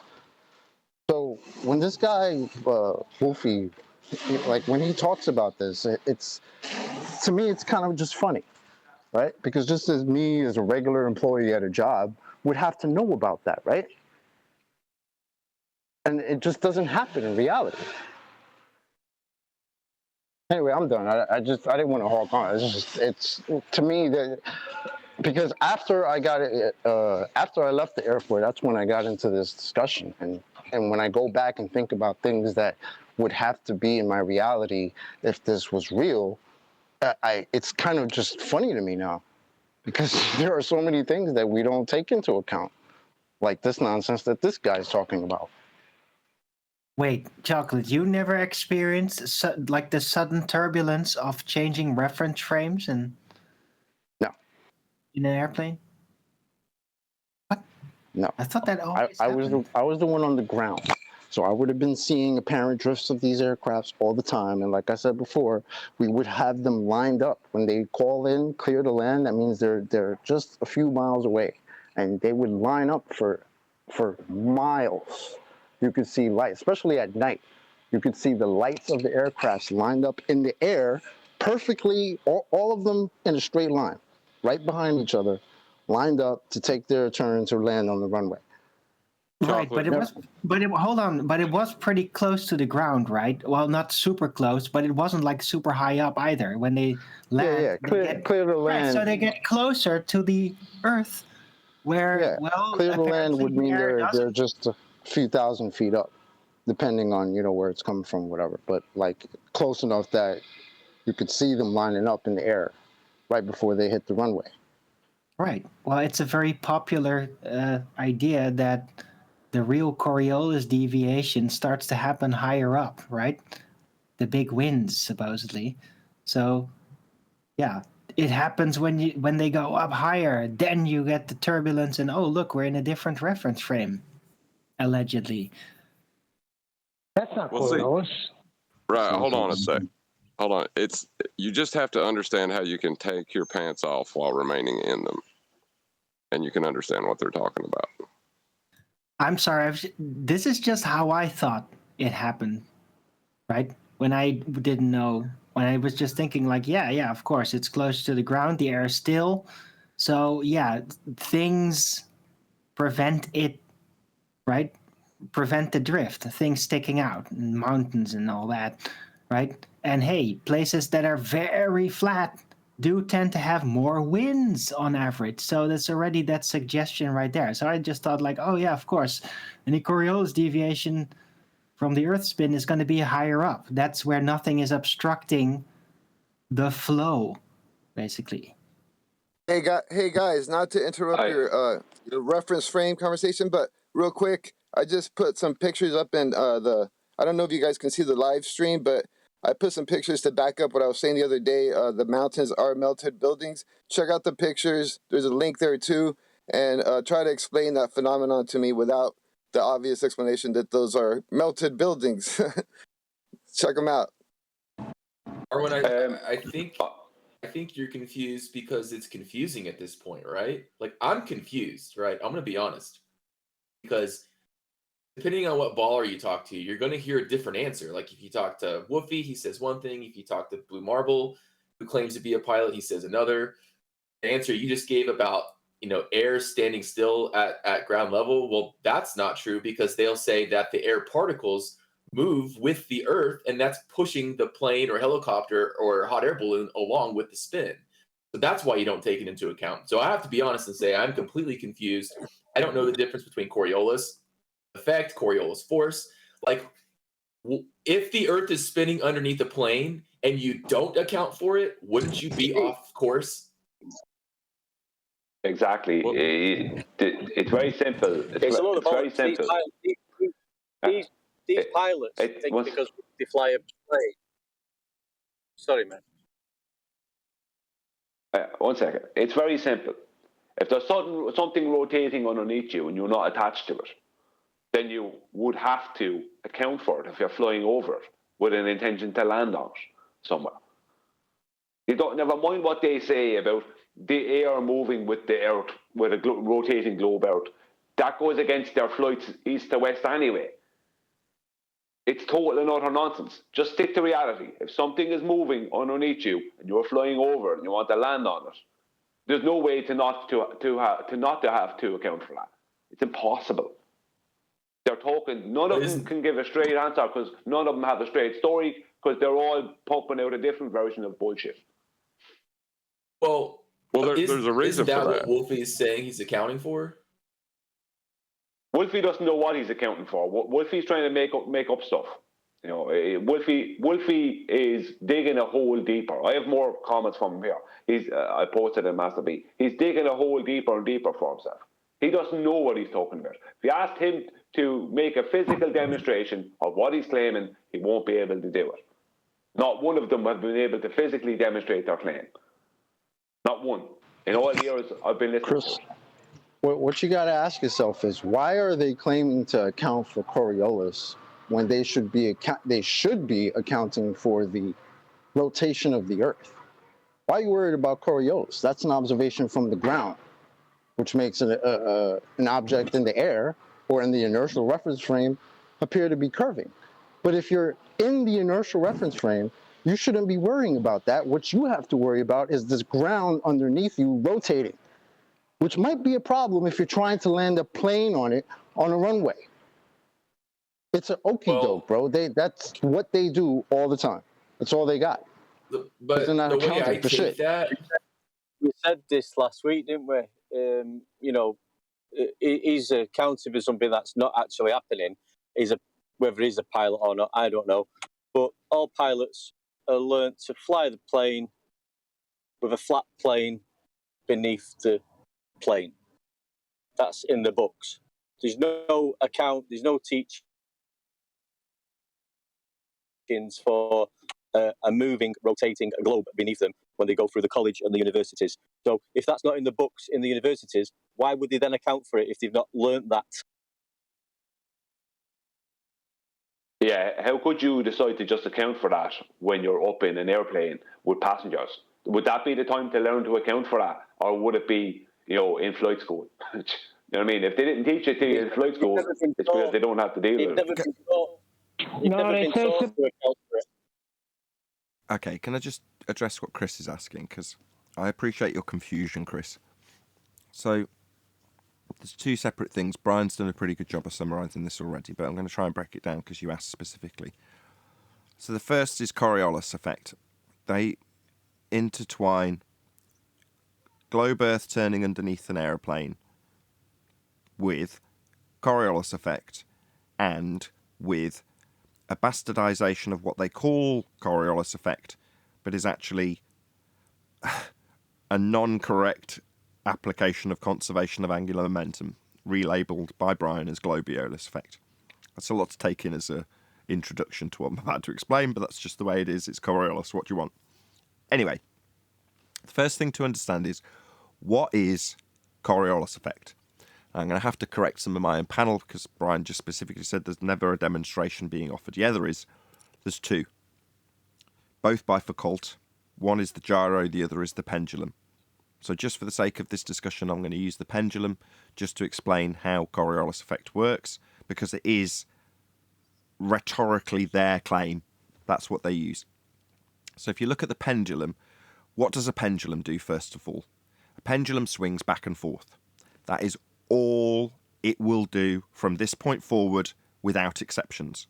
So anytime I talk about what the pendulum does, in reality, is it moves straight forward and straight back. It does not curve. So just before we move on, is everybody clear that in this description, we're just going to be using a standard pendulum that moves back and forth? Is everybody clear? Because that's what pendulums do. I'll take that as a yes. No objections. I thought they moved in a figure eight. No, pendulums move back and forth, but I appreciate the humour. Try not to make it distracting, though. Okay, so a pendulum moves back and forth. The Foucault pendulum knocks over dominoes in a circle, though, doesn't it? Well, not exactly. The pendulum, still in the Foucault pendulum, has the same attributes of any pendulum. It moves back and forth. But because it's claimed that you stood on a turning Earth, turn beneath the reference frame that the pendulum swings in, you observe it seem to take a curved path as it knocks over the dominoes. So that would be to say, the pendulum swings back and forth, but the platform you're stood on turns beneath that motion back and forth. Now, from your position on the rotating platform that's being claimed, in this instance, it's claimed the whole Earth itself is turning, your rotating platform gives you the appearance of the pendulum moving in a curved path towards the dominoes, further and further and further round, curving, curving, curving.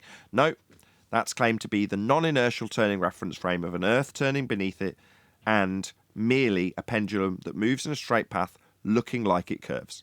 Okay, so that's the globe Earth demonstration out of the way. Much more simple to think of a roundabout with you on it, turning around and round and round, and then somebody not on the roundabout, in the same manner as a pendulum, tossing a ball over the top of you on the roundabout. So like the pendulum, the ball goes straight.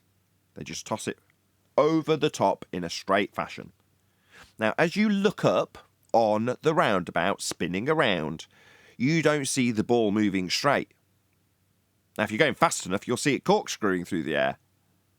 But if you just assume that you're just going to take half or a full rotation, You see the ball as it comes into your view and over the top of the roundabout and to the other side. You see it curve. Now, that curving that you see isn't really happening. It's a not actual drift. So that is Coriolis effect. Now, globers use this word, Coriolis, to infer all sorts of crap that isn't Coriolis effect. And then they can go on to babble on about how they'll correct for the crap that they don't know, what they're claiming, and calling Coriolis effect, when in reality it is just you on a roundabout observing a ball that goes straight seem to curve. That's all it really is.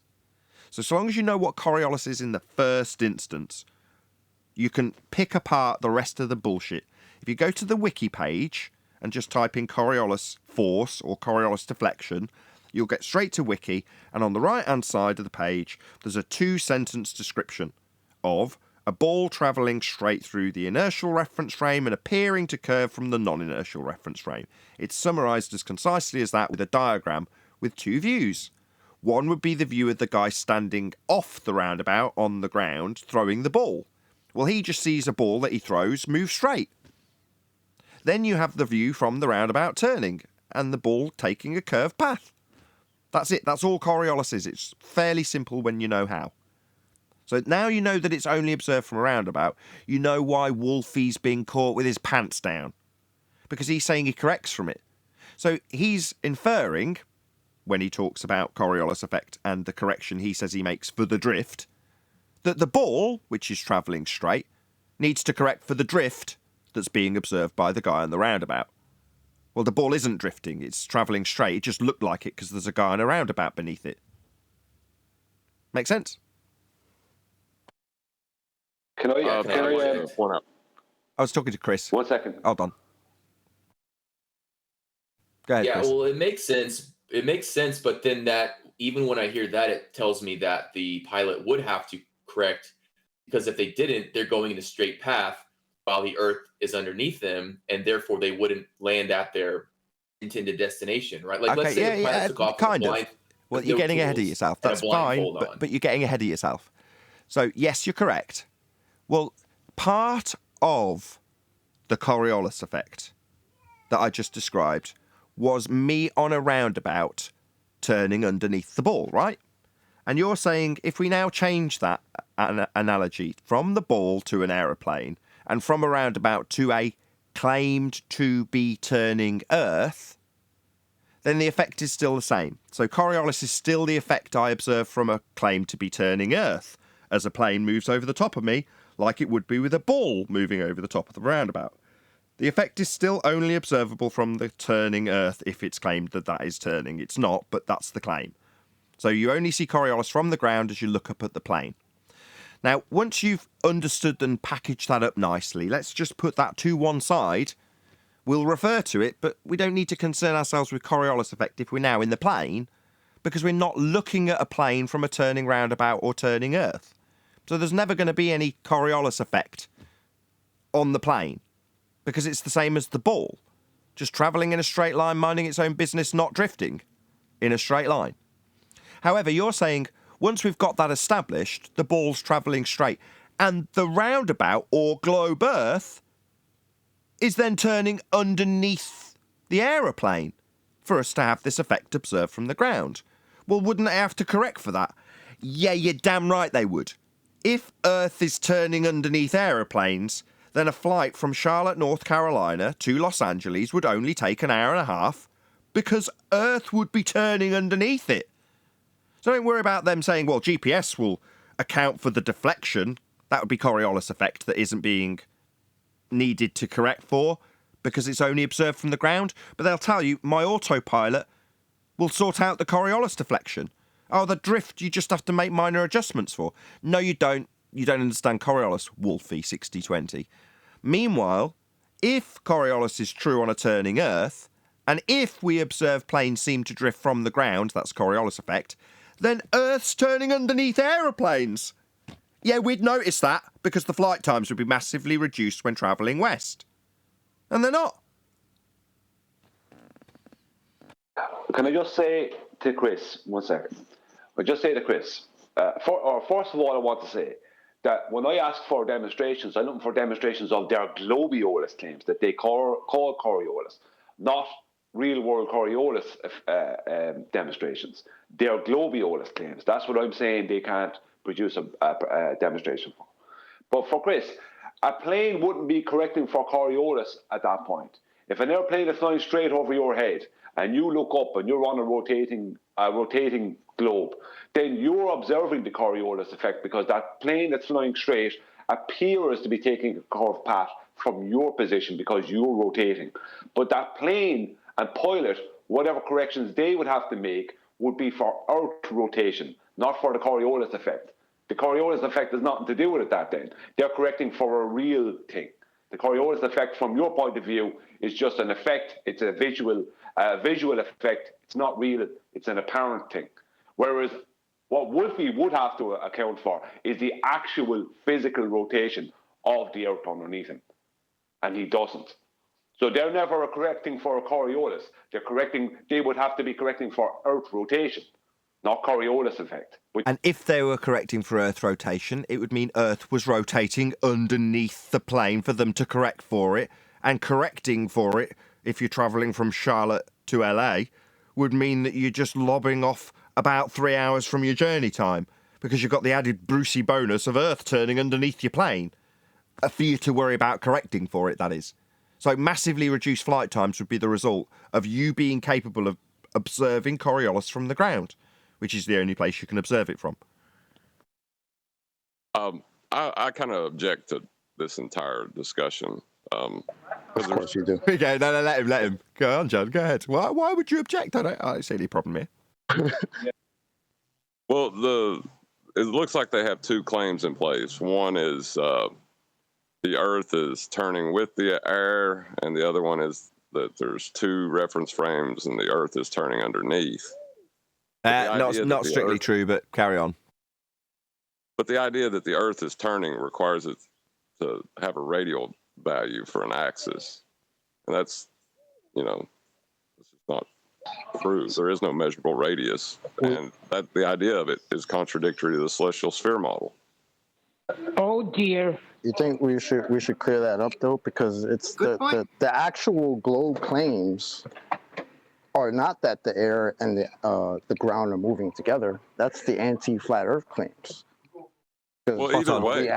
I'll let Chocolate go. Go ahead, Chocolate. You're spot on. No, because when we ask them, where do we see this? How do we account for it or whatever? We're told, we wouldn't expect to see it because the Earth and the atmosphere are rotating together. But just in that, you're absolutely destroying the notion of the Coriolis effect, which requires two reference frames. So in that response, I mean, they're not even sticking to their main globe claim. I want to defend us Baldwin now. No, hang on, Erwin. No, Chocolate. They still are. You still would observe Coriolis effect. And you know why? Because the airplane that's flying east to west above you still has to fly against the rotation. If I made a claim. 1 second, John. If the air is moving with the rotation of the globe out, then it's moving west to east.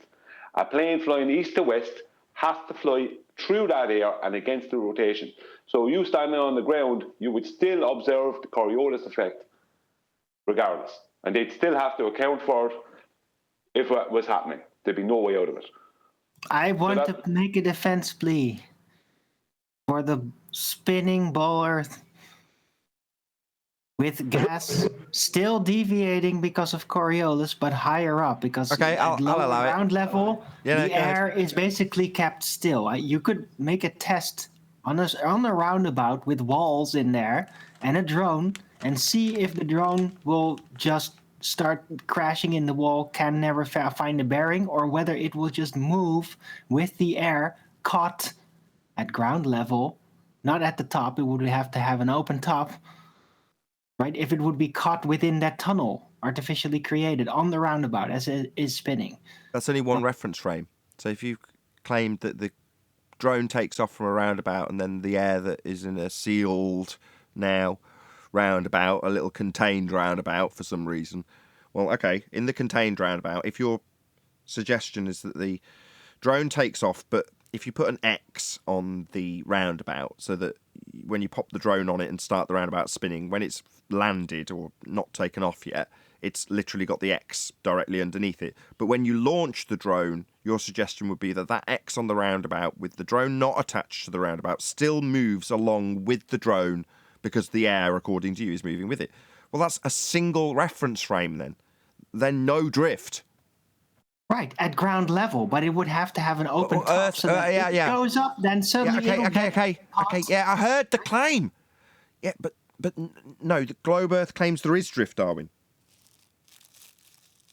Well, they're wrong. It's oversimplified. Okay. Yes, well, it's going on. Well, that's not a good job. Complications. That's not a good Baldwin job then, is it? Because you asked if you could do this as Baldwin. Well, saying that the globe Earth claim of Coriolis effect is just wrong. Yeah, I know that as a flat earther.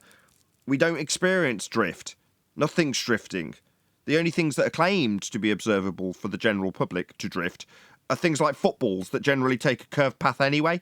But somehow Neil deGrasse Tyson can get away with saying that thing in the air for 3 seconds, that definitely had Earth turning underneath it. Not mentioning the fact that a blimp film in the game would also have Earth turning under it for the entirety of the game, not just the 3 seconds that a generally curving through the air anyway ball is claimed to now be travelling straight but only experiencing curve as you watch it from the stand because you and the Earth and the stand that you're sitting on is turning beneath that ball. Yeah, that doesn't happen. The examples only last a couple of seconds. And in reality, it would affect flight times if Earth was turning underneath for us to observe Coriolis effect. We don't. And saying that it all travels together means there's nothing to observe anymore. If the planes go up high enough, right, then they get caught up in the wind streams, as they're called. Yeah, that's not the globe Earth claim. That's not the globe claim. No, but hold on. As a baller, and I'm pretty sure I'm not the only one. Yeah, just because you're a baller doesn't mean you're going to have to believe Neil deGrasse Tyson when he says that. It's oversimplified. It's like he's teaching it to very young children that are just getting a grasp on mechanics, right? No, he says it as a matter of fact, that the ball took a deflection 1/4 inch to the right as a result of the Earth turning beneath it. That's his claim. That's the globe Earth Coriolis effect.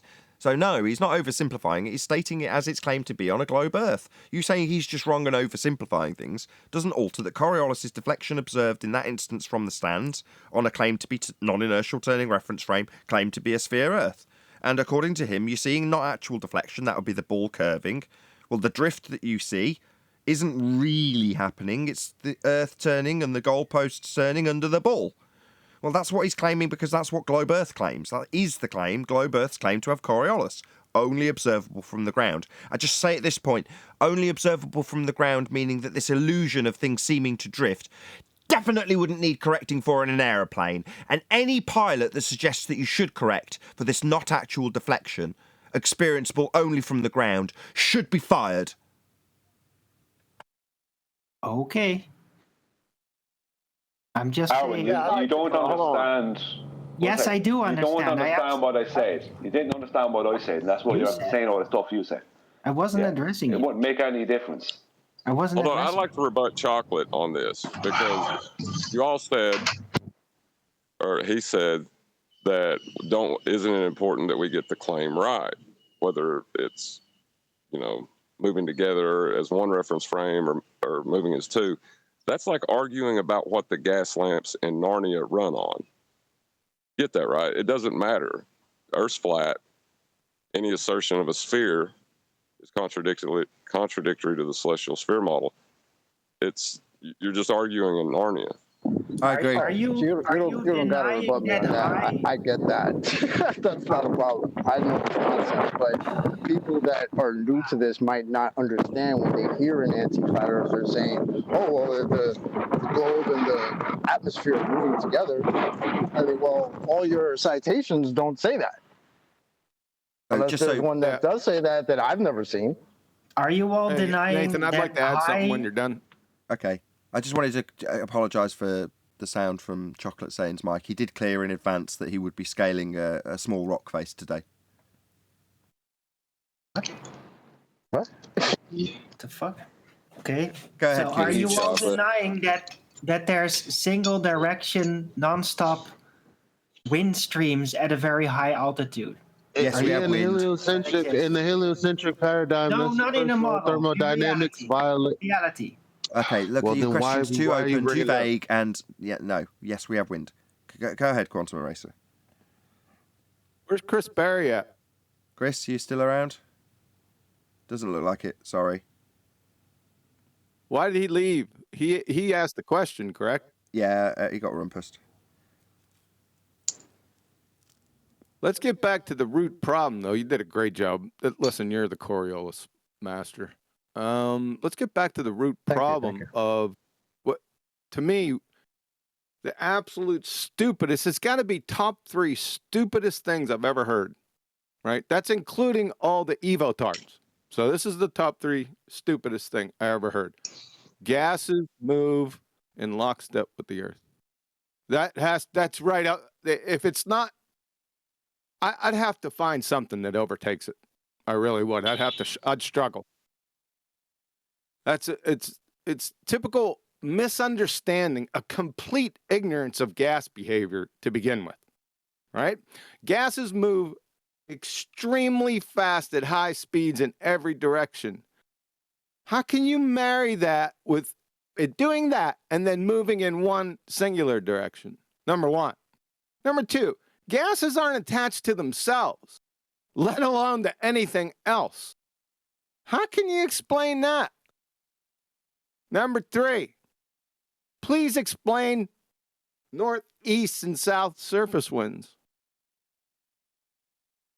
No, don't go there. How can this is so, I can't believe I'm saying this. How can the atmo, which is air, which is gas, move in one singular direction from west to east, but then have east, north, and south surface winds, not even the higher winds? We ain't even going to get to that. This is first grade dumb fuck. Turbulence. It's all about turbulence. That's all I got.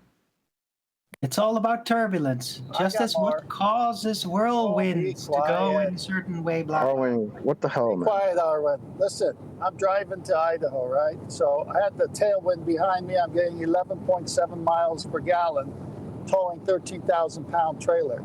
All of a sudden, it's hit me on the side, and my truck is drifting. I have to correct for that on the ground. Then I'm going into a headwind. I'm getting 9 miles per gallon. On the ground, Arwen, not high up. I blame Biden. Those prices are horrendous. True. I'm not giving up on it, right? There's turbulence all over the place, right? Oh, and you have to make some sense. You can't just be arguing about nothing. What did the very fact that turbulence exists that negate the atmosphere moving with the Earth? Partially. What's turbulence? Turbulence is wind moving basically among itself. Yeah. And moving and the patterns that come out of it. There's distinct circular type patterns that come out of that. Shouldn't it all just be one pattern? Don't get drawn in, chocolate. If it was standing still. Chocolate, don't get drawn in. He's not stopping. He's not stopping, man. But you guys why are you so triggered? This is called opposition. It's not. It's nonsense. No, it isn't nonsense. This is what I came up with. It's very elaborate, right? This is what I came up with. Hey guys, I don't get it. That's the ball religion. Don't you get it? That's what it is. Yep. Everybody has to figure it out. Hold on. Owen, can you just spend the next 20 minutes telling us that you've already defined something and that you've already told us? That would be good. What do you mean? Yeah, Arwen. The other day, you guys jumped all over me for fucking saying. Hold on, John. Hold on. Excuse me. John, ultraviolet. Go ahead. I was just gonna say the other day you guys jumped all over me for making the claim that mountains are melted buildings, and today I posted a bunch of pictures. You're not even gonna challenge the pictures at all? I don't get it. Shit. Sorry. Well, what the hell are you doing in here talking about mountains or melted buildings? What the fuck? This is where I would have latched all over that. I'm sick of Arwen, to be perfectly honest. No, not Arwen personally, just him playing baller about Coriolis effect with total nonsense. Brian's right. All they've got is to descend it into nonsense, right, and hope for a draw. That's the best they hope for, and that's all Arwen's going for right now. No, empiricism, right? If there is, I'd if throw out there a few is one buzzwords. direction, hold on, guys, you haven't been listening really. Like I didn't completely grab this out of nothing. I have more If there comments is from one Wolfie if you want to direction, hear 'em. can I finish, please? If there's one directional wind streams that never end, that are constant somewhere at some height, right? Isn't that potentially attributable to Coriolis deviation? Argument right? from ignorance, fallacy. That's the level where the Earth doesn't have a grip on the air anymore, so There's it no just such freely animal. stands still. You'd have to prove the premise first. Prove the premise. Okay, we went through 3 things, and you've latched onto the last one. Technically, the weakest one, but only weak if you ignore the first 2. So, we're not going to qualify the fact that gases aren't even bonded to themselves, let alone bonded to the ground, to all both unbonded and in unison move together with the ground. It's nonsense. It's testable. I've already gave you a setup that would show whether that would happen or not. What, a roundabout, in a sealed roundabout with a drone? Just ignore him, man. Oh, that's so painful, isn't it? Actual globe resistance. Yeah, it's painful listening to you. Yeah, it is. Yeah, You'd fail first grade intro to gas behavior. Meanwhile, melted buildings. That's what's painful. When did we discuss melted buildings and shut you down? I don't remember. All right. Yeah, I don't remember that one. We gonna hear about the melted buildings? Oh God. What do you mean, oh God? Sounds exciting to me.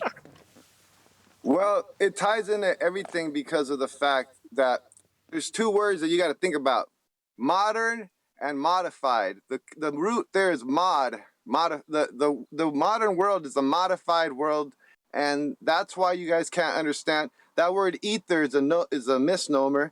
It's really something that's there to cover up what we used to know about as far as energy and subtle energies. What? Yeah. And the only thing is, though, for me to explain it, you guys would get triggered and jump all over. You would have never let me explain it.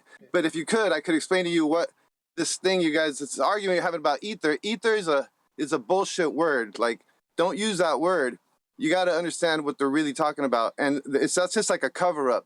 But the ancient world knew about the different types of energies, and we're not allowed to know about it. So they took the language away from us to describe that.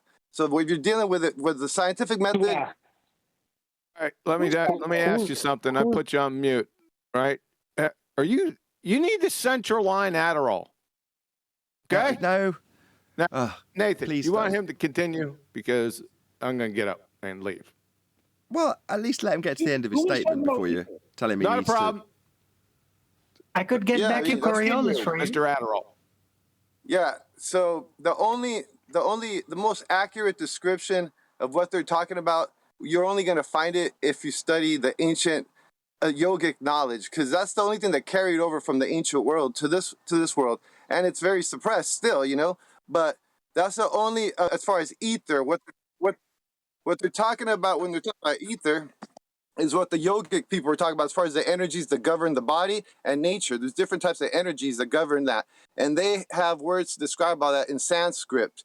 But that's the only thing left over from the ancient world that describes accurately what they're talking about. So that ether thing is a modern version of it that doesn't describe what they're really talking about. And that type of energy, so the language has been taken away, so it's very difficult to describe it unless you go to Sanskrit. And then, you know, that's what I'm trying to let you know, that you're arguing the wrong thing. You're arguing sounds about like ether, you're conflating. It's a misnomer. It sounds like you're conflating. Hello, hold on. Just let Adam and respond chi. to you. Go ahead, Adam. Sounds like you're conflating prana, chi, yeah, with ether. I don't think anybody's. If you're now claiming that ether is this Energy. inner life force, yeah, Which the prana, ether? that exactly. Ether is the wrong word to use, so that's why you guys can't understand that. So There was a maybe you should tell that. Maybe you should tell that to the people who are claiming ether to us, because we're the ones trying to establish what this thing is in the first place. There's 4 ethers, guys. There's 4 ethers. They don't know what they're talking about. When they talk about ethers, they don't know what they're talking about. They don't. You're right. I do know what I'm talking about. Would somebody please produce ether for me? Hello. Somebody Look, don't be please produce some unreasonable. ether Hello. for me. Hello. 'Cause Hello. it's been... Hello. Arwin also doesn't know what he's talking about. Go ahead, Arwin. Thanks. Yes. Yeah. So there's the light ether that doesn't exist that we struggle with, right? There's an electric ether, which is not the same thing. It's about electricity being in the air. It's still elusive, right? Then there's the chemical ether, right? We know it's a substance, basically proven. And then there's the spirit ether, another elusive things. I talk about it, right? You don't have to believe it. So those are very distinctly different types of ether. So which one are you talking about? It's a very in-depth knowledge too. It's not something that we're just gonna, you gotta like go and study this shit for 12 years under the guidance of a. Anyways, so we're talking right now. When I talk about ether, you said there's a spiritual ether, yeah, but it's encompassing all of those different types of ether, the type of energy that we're talking about, and so all those different energies function differently, and we don't really get to cover that in modern universities. They don't cover that ancient knowledge because they got to hide the free energy that it'll lead you to. It'll lead you to understanding that the whole universe is full of free energy. So that's why. So you're talking about electric ether, right? You evoke energy.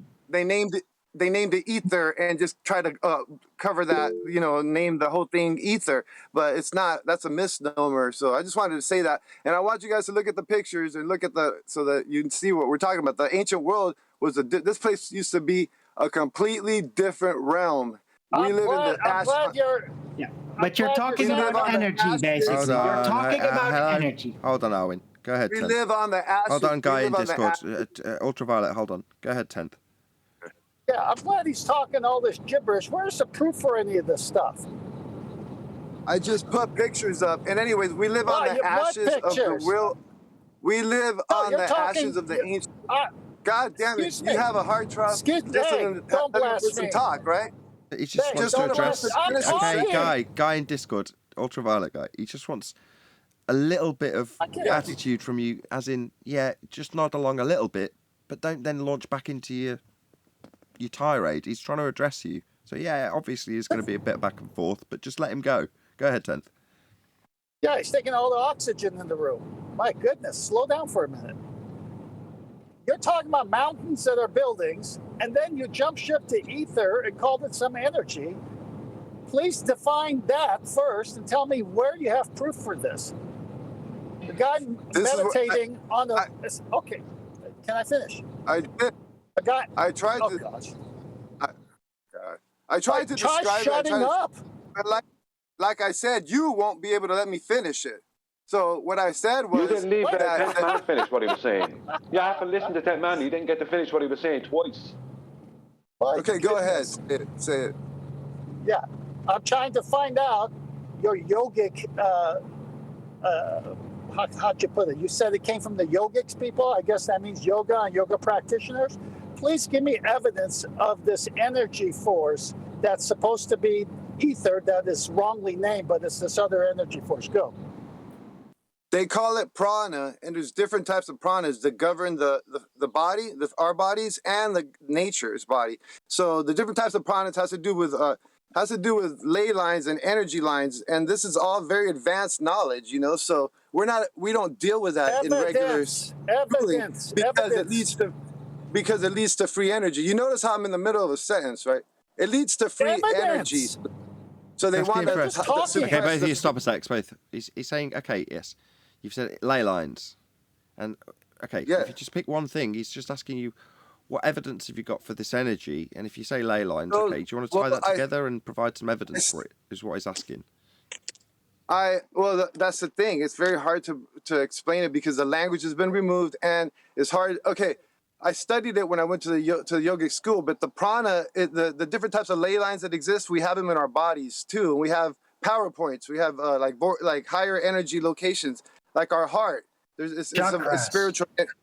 all that type of knowledge has been suppressed, and it's been reduced to something that very small, like it's worthless knowledge. But actually, that knowledge was the most important knowledge in the ancient world. It governs everything, and we're not allowed to know about it. So that's why they call it. That's why they call it ether. I know Because about ether it. is the wrong word to describe it. Ether is the wrong word. So that's all I wanted to say. Now, if you want to challenge me on the mountains, look at the pictures and tell me what you think about them. I don't want to argue. I'm trying to teach you something. You just talked 78 speed vinyl record, and you didn't explain one thing. By the way, Nathan, I put those pictures in Master B. They're up now. Thank you. If anyone wants to check them out, they're in Master B, as Chocolate says. So feel free to glance your eyes over the melted buildings pictures. They're up on screen for the audience now. Thanks for listening. That's all I wanted to say. I don't want to argue. I just want to share something. That's all. Do what you want with it. You don't provide any evidence. It's just you went to a class, you forgot everything you learned, and now you're just rambling. Okay, talk us through these pictures. So I've got one that looks like an internal arch in what may be a church or a temple of some kind, and then above it there's an arch in a rock formation. Okay. So and there's thousands of them. I mean, there's an unlimited supply of evidence on this. What's it evidencing? Well, those formations, what they used to be were articulated structures. They looked like rocks, and they're the remains of something that was very advanced and beautiful at one point. And the whole plain was covered with buildings like this. Okay. That's what they're hiding. Okay, stop. On its face, though, you appreciate that what you've just done is made a baseless assertion and drawn a correlation with two images. Is there any evidence to suggest that the top image, which is a rock, you said it looks like a rock? No, it is a rock. I posted like 10 images. How many are you looking at? 2? I posted like 10.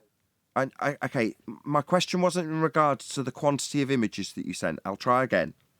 You've made a baseless assertion that the rock in one of the images, in an arch shape, above a different picture of what looks like a temple with an arch, man-made, most certainly. That's one picture. Yeah, I haven't finished my statement. I haven't finished. Now, is this going to be a response about how many pictures you've sent? I haven't finished. You didn't answer me. You told me about how many pictures you'd sent, so you didn't listen. Now you're interrupting me. Thank you. Oh, my God. So, it's relevant to what you're saying. What I'm saying is that you have to see I don't care what you're saying. Shut up. You're being asked by 10th for what evidence you have for your now baseless assertion that this rock, not looks like a rock, is a rock with an arch in it, was a building previously. Right. Now, what evidence do you have beyond... Shut up.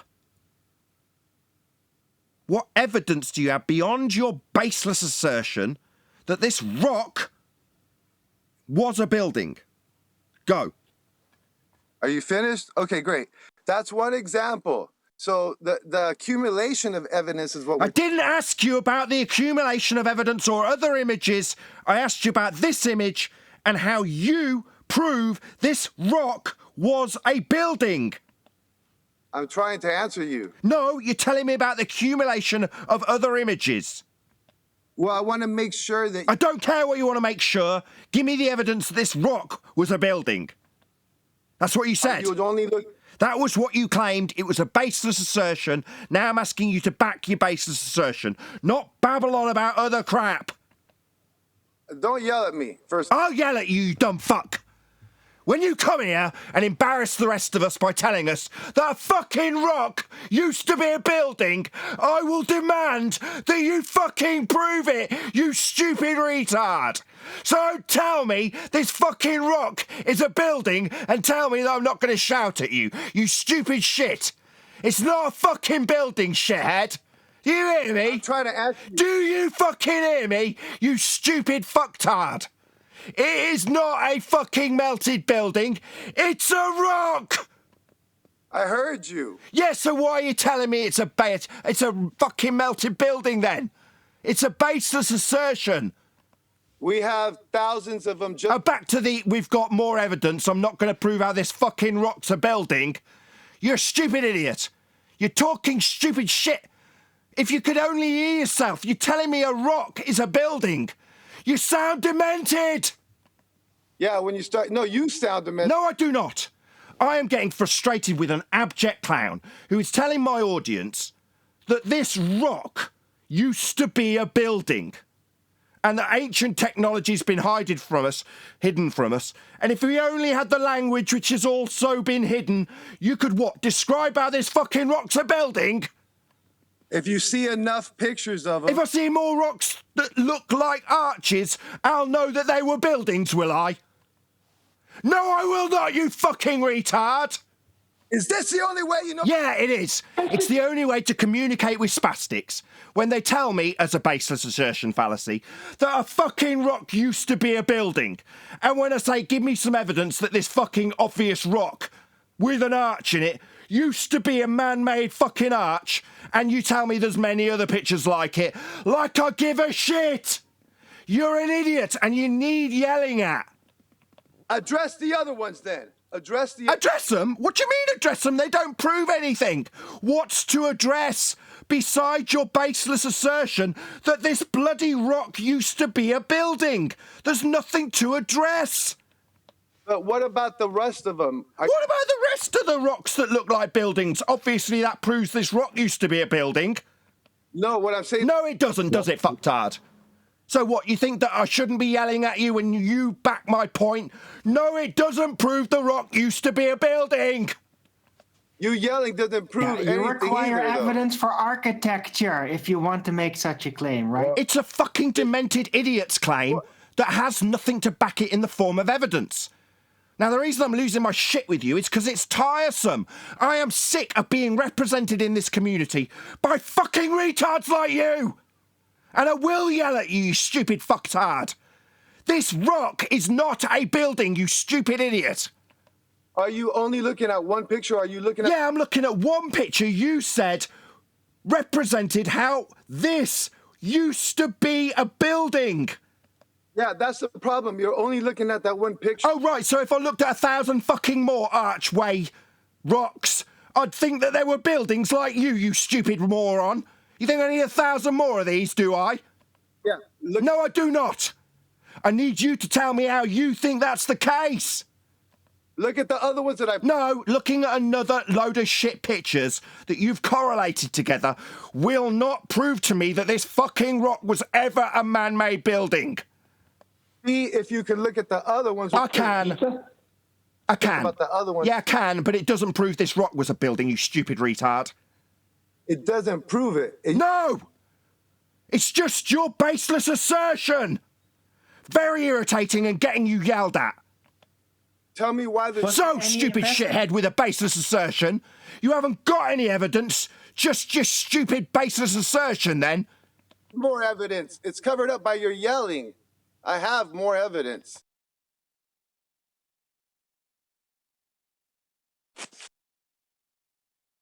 Hello? Yeah, you said you've got more evidence and blamed the lack of it on me yelling at you, you stupid fucktard. So everyone shut up and you've gone silent! I couldn't hear nothing. I was saying hello. Yeah, that's because you said you got more evidence and then there was a long fucking protracted silence and now I'm pointing that silence out. Obviously the interruptions will start. Give us it then, you stupid retard. What evidence is there that this fucking stupid archway in a rock used to be a technologically advanced building made by man? Well, that's it. You stuttering spastic! Don't call yourself a flat earther. You're an embarrassment to me, you stuttering twat. Hey, you're afraid. You're afraid. You're a stuttering moron. You don't have any evidence. That's why you're getting yelled at. You won't let me talk because you're afraid. I won't let him talk. He's just literally in the last 2 minutes asked me why there's a long protracted silence after stating he's got evidence, but yeah, I won't let you talk. Well, I thought it was a communication breakdown because you were yelling so much. Yeah, there's a communication breakdown. I ask you for evidence. You say you've got it. Then there's a long silence. I thought I had lost the line because it was... Oh, you thought we should discuss whether there's a communications problem now? When you're being asked for evidence that this stupid rock with an arch in it is actually a technologically melted building from days of yonder, you stupid fucking idiot. So when I first started looking at it, and I first don't care. Question. Don't care about what you thought when you looked at it, so you could come to your baseless assertion. Give me evidence that this rock used to be a building. You're afraid. You won't let me talk. Yeah, I'm terrified. Oh no! If only I could protect myself from the truth of the melted buildings, I'd have a fulfilled life. If only the yogic people had spoken to me like they spoke to you. Yeah, when I first started looking at it and I saw 2 pictures, I didn't believe it either. When I kept... I don't believe it now. I don't need to. I only needed 1. It's like flat Earth. It takes time to see it. Okay? Oh, it takes time, does it? It's like an acquired taste. If I stare at this arching rock long enough, I'll believe it's a building, will I? It takes and so what you see is you... So it just needs time. Just going to ignore me with your stupid batshit insane assertion that if I look at this long enough, it'll start to resemble a building, and then if enough time passes, I'll think it used to be a technologically advanced fucking yogic nation building. If you see a bunch of the pictures that we have, you'll start seeing that this is everywhere. There's half melted... Okay, next picture, giant cock in rock. You telling me that this is a giant penis? Oh, keep going. No, it's got nothing to do with It's giant... an ancient melted lighthouse. It looks like a giant cock. It's an ancient melted lighthouse. Look at them all. Look at all of them. You're only looking at I'm one. looking at another one. It looks like a giant cock. Okay, great. That's me. What's the next Can one? I just ask a question, man? Because you said mountains are melted buildings, right? That's a hell of a claim, right? Now, are you saying that? Don't scattergun me. Look at the next one. What's the next one? Scattergun. I'm using your own claim. What are you talking You're about? jumping. I mean, I was talking to Nathan. That's the first thing you said. That's else. the first thing you said. Literally, was mountains are melted buildings. Okay, the next one is buildings that are built into the rock. Right. That's what. Now you're starting to see more. Keep going. Keep going. You're going to see that all these rocks used to be buildings. Look at them. Keep looking. So have you ever? Sorry, here we have this place in the near vicinity to England called Wales, a very hilly area, and my folks lived on a farm in Wales. One of the buildings was like this, and I watched it being built into the hill. So what? You watched it. What they tell us, what the geographers say, is that it was carved out of a solid piece of concrete. Who carves something like that into? Oh, in the case of me and my folks with a house that's inside a hill, it was builders. Well, I don't know what you're talking about. But I'm talking about I'm talking about a building inside a rock like this on screen now. I've experienced that firsthand. I, in fact, did the plans for the building. I did the blueprints. So I designed it to be in a rock. You're asking how people could do it. I drew up plans to do this that's on screen. I have a building coming out the side of a fucking hill. I've designed a building to do that. That's not what I'm referring to. Well, that's what's on screen, and I'm saying, you know what? This looks vaguely familiar to what we used to call the pigsty. The pigsty being a building that comes out the side of a hill, where 2/3 of the building isn't seen.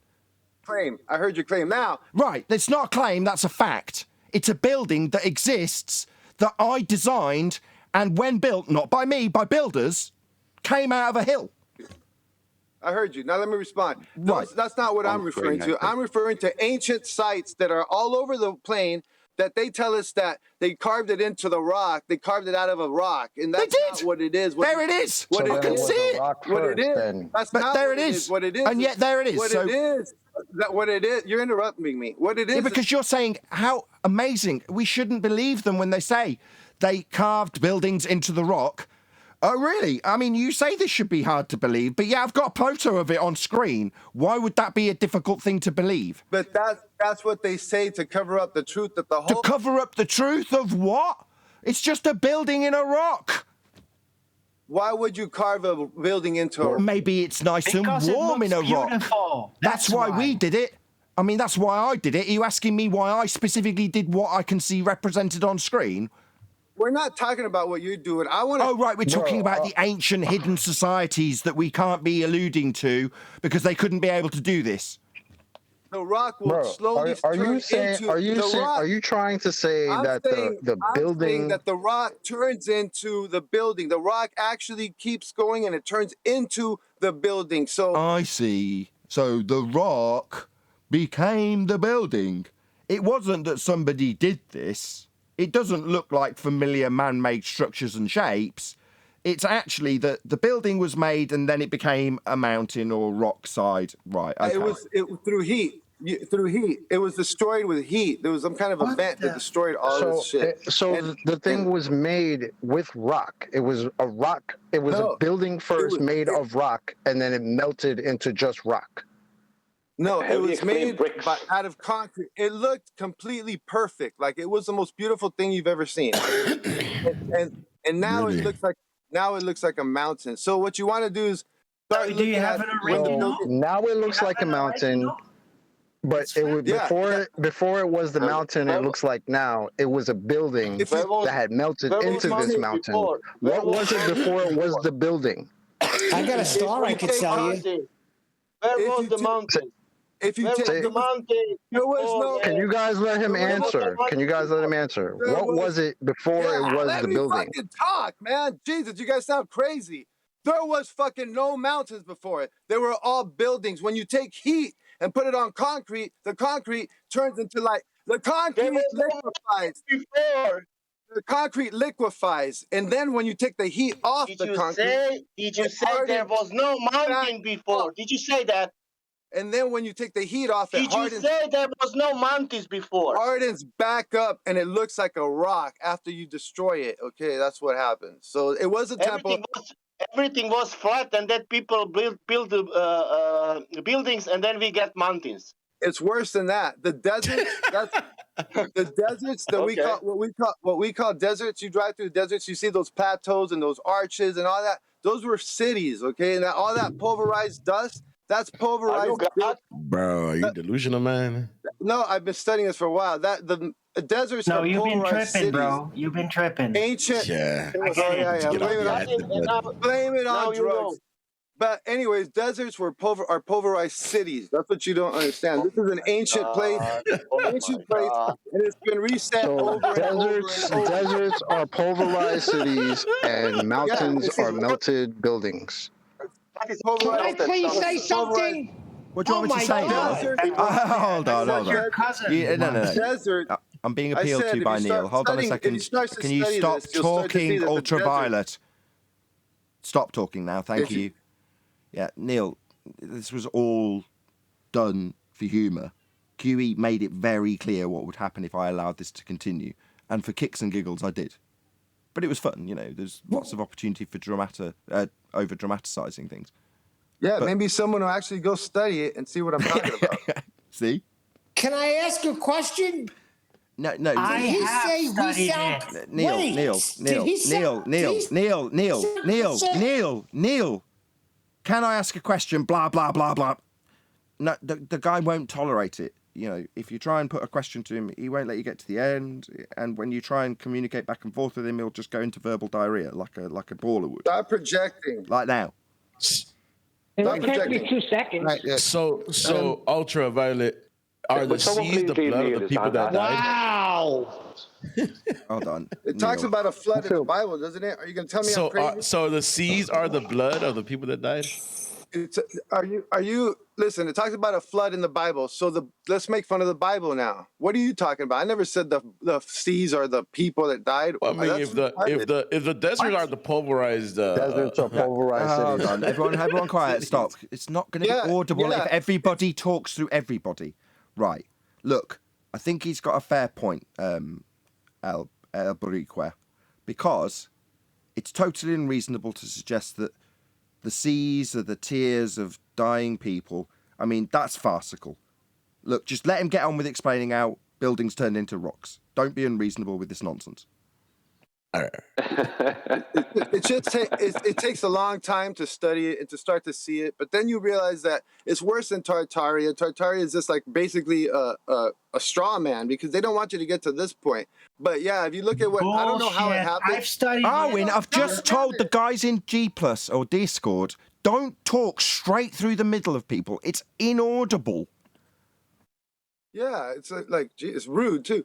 I don't know how it happened. We don't claim to know. All I can tell you is I've seen enough of it to know that if when you see a structure that was it looks like it used to be a temple, then it turns into a mountain, then it turns into a bunch of soft like dirt or sand.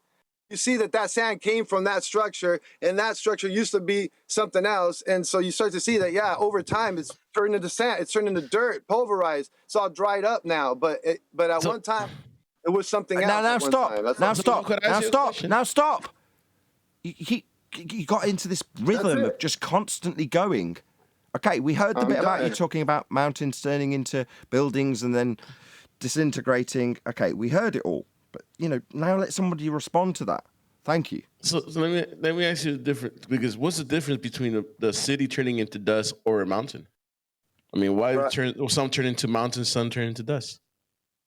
Well, the dust comes from the mountain. There's no difference. It's just over time, it starts to look more and more just like nothing. It looks like dirt and a pile of dirt after over thousands of years, But this happened a long time ago, so we don't know how there was a flood. We don't know why there's temples under the oceans. We don't know, but they're half destroyed, half melted. They're not telling us in the universities, okay? But we have a lot of proof. Yes, Arwin. Calm down. Evidence, Calm down, Ultraviolet. Thank you. Go ahead, Darwin. We're getting some control. So I've been trying to get through a point. I've studied this a lot, right? It has a great interest in my mind. So I come to very different conclusions, right? Because do you realize that mountains are not all the same type of rock? To be more precise, there are incredible amounts of different types of rock, right? It's so much. Like crystals, it's a giant list. Yeah, so hold on. Yeah, so when we build buildings, right, there's different materials, and we're going to order it when we design things in a particular fashion, right? So the patterns of what is present in mountains and such, right, including like gold, ore, and whatever could be in there, is not logically like an original architecture that would have been melted. It's like it doesn't have the signs of having been melted. That's the point. There's types of rock that has polonium in them. They couldn't have been melted. It's not possible. Well, let me address that, because it's very interesting. We find all sorts of different type of swirly, like different types of materials within the melts. So you do find different types of materials, and it gets like liquefied. You'll find gold, you'll find different stuff, and you'll find crystals. The stalactites and stalagmites inside the caves that are like hanging down, they tell us it's something else. But when you know about the meltology, we call it meltology. This is what I'm talking about. Geology. All right, stop. Don't mock him. Yeah, there's a YouTube channel called Meltology 2. Check that one out. But when you start to learn about, understand that it was all melted, then it makes perfect sense what stalagmites are when they're hanging from the inside of caves. Why there's articulated structures within caves that look like it was part of some kind of an advanced built, like a built building, but it's inside of a cave. We don't know why it's in the cave. I know why, because the whole damn mountain was a gigantic building, and they had very high doorways. So we know that whoever built them, they were very tall. The people were very tall back then. So are you aware? So just 1 second, just guys. Adam, are you still there? Is Adam still there? Yeah. First of all, hold on, just before you go, Adam, can you see what's on screen now? Oh, the Jeff Bezos. I think that is what this is. That was an ancient one. That's why I posted. Ancient lighthouse. Look, is it Violet? Yeah. Look, I think you're referring to a lot of the work of John Levy. Wise Up does a lot of the stuff that you're talking about. He doesn't I get am it yet. aware of it. Yeah, autodidactic. Martin Leaker would be another one that would maybe not have so much the metal buildings, but lean towards that. It's all postulation as to cause, and I think, as far as I'm aware, the main cause seems to be some ancient technology that went ahead in a cataclysmic destruction. I am aware of it. It's just the evidence for all of the narrative that comes with it is very weak. We might find bricks in stuff. We might find bits and bobs. We might see buildings like you've done. We might see arches. Put it all into what is fairly coherent narrative out there. Yeah, I think is a stretch too far. What we can see is that there's history that is hidden. Can I say something? He's nearly done. He's just going to give his John conclusion. Levy- He's nearly done. He's nearly done. Okay, go ahead. That's it. All we can see is there's history that is hidden, that isn't commensurate with what we're given. That's not to necessarily validate, I'd say, some of the full theories that are out there, and people that are well dedicated to this. You seem well versed in it. I would consider myself. I just wouldn't necessarily ascribe to it. Can I Ultra, let me reference get on some your side for a ancient minute. Indian Let text? me get on your side for a minute, Ultra.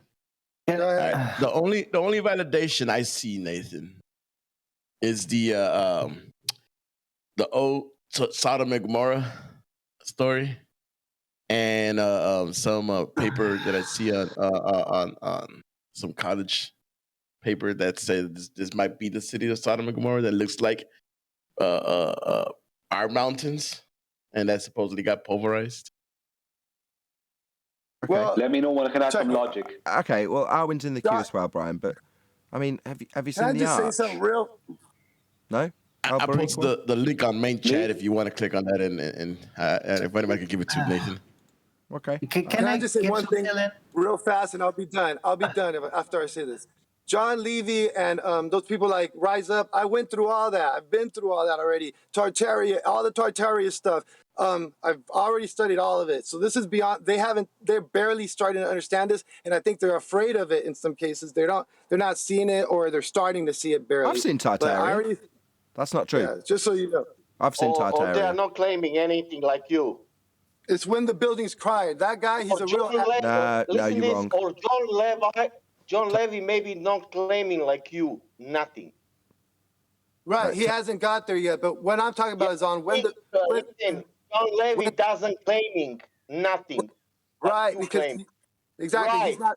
Now, He's not talking exactly. about- Let's speak about gravity now. Let's speak about gravity now. Oh, hold on, Sasha. I will claim gravity Can we now. just there's Brian and Alvin waiting in the queue, and also, Tartarea is real. It's right next to the cake area. So when the buildings cried is where to start. And meltology, look at those words, keywords, and that's where you get to it. It's not, you're not going to find it if you go to them, because they'll get their pages censored if they start talking about this. This guy, when the buildings cried, he's already had 4 YouTube channels get taken down, okay? No, meltology is real. It's part of the fondant division. I have a question. Chocolate, that's your cue. Can I Can I ask a please question real quick? try to give some fill-in? Whoever said it, can I ask a question real quick? You can in a second, but Brian and Arwen have been waiting for ages, and they'll start to hate me if I forget. Thank you. Okay, so I've looked into this, right, as well, the whole melted building thing. It's very interesting, right? I have an alternative explanation to, it all used to be a giant building somehow and then melted, because, the polonium issue was not addressed, and it is found in mountains, right, in solid rock. So there you go. It's not melted, but there have been references in ancient Indian texts of highly powered weapons, right? It's kind of elusive. It's described very loosely, but zapping giant laser weapons or whatever. Yeah, so melted buildings, I'm not surprised. It would have happened somewhere. If there's still remnants of it, that's quite spectacular. I think that may have happened in some of these buildings in Turkey, right? Which is what you're probably referencing with your pictures, because there's these sites there. It's very fascinating. But just because there are melted buildings somewhere halfway in a mountain doesn't mean it was all a building, because it's a style of architecture to build inside a mountain, right? That's what I used to think, yeah. So that's normal. No, but that's still being done. That's what humans do, right? Indeed. It wasn't all a giant building. Right, indeed. I can testify to that, having done it. Anyway, not Brian, when go ahead. Just 1 second, Ultraviolet. I know you've got a lot to say. Go ahead, Brian. Yeah, I just two things I want to say. Well, 3 things. Number 1, I have way more evidence for speculations that I have. That way more that trump this 1,000 times. Yet I don't have enough evidence to really come forward with what I'm speculating about. So I'll tell you how little evidence you have for what your ultraviolet you have for what you're postulating. Exactly. Brian's got way more evidence the shite he speaks than you have. Get that clear. Secondly, why do they build structures inside hills and mountains? To hide the structures, to hide that there's people in there. Because there was no binoculars back then, right? So from a distance, it might look like just a group of hills or a mountain or two, when what it was actually, there was actually people living in there. Number 3, why do they have big archways? Why? So they can bring animals and carts inside, out of the weather, and hide them if they need to. So you have to take those kind of things into account before you start making wild claims about things. Well, take this into account. We cannot fathom this civilization that used to be here. You can't even begin to fathom. You can't even begin to fathom how. You're absolutely right. I agree. But mountains are not all built Hold on. buildings. Just let him get his response.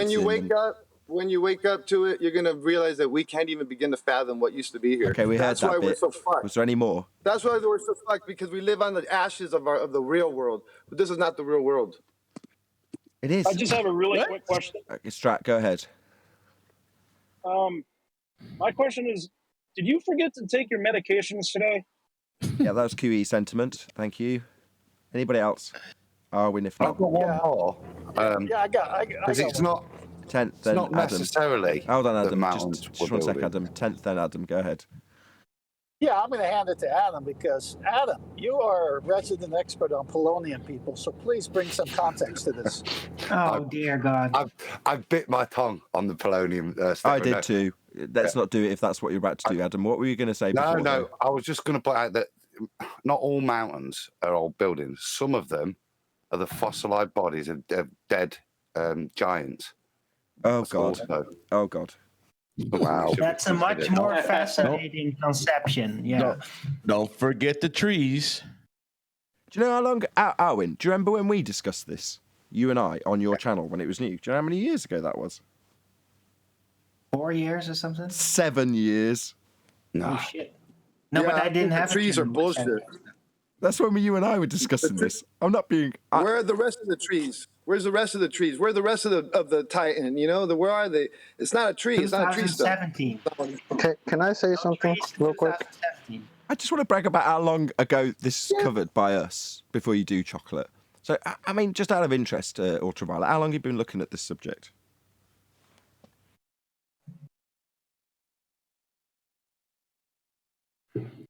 Sorry about that. What was that? What did you Just say? how long have you been looking into this? I discovered When the Billions Cry like 3 or 4 years ago. I first just stumbled on it. I was like, what the hell is this guy talking about? Then I started seeing a bunch of pictures and I realized he's right. But the way he does it, he turns a lot of that's people not what I off asked. because he's Okay, thank you. he's closed-minded. Thank you. Yeah, so about 2 or 3 years ago, you came across a couple of books. Thank you so much.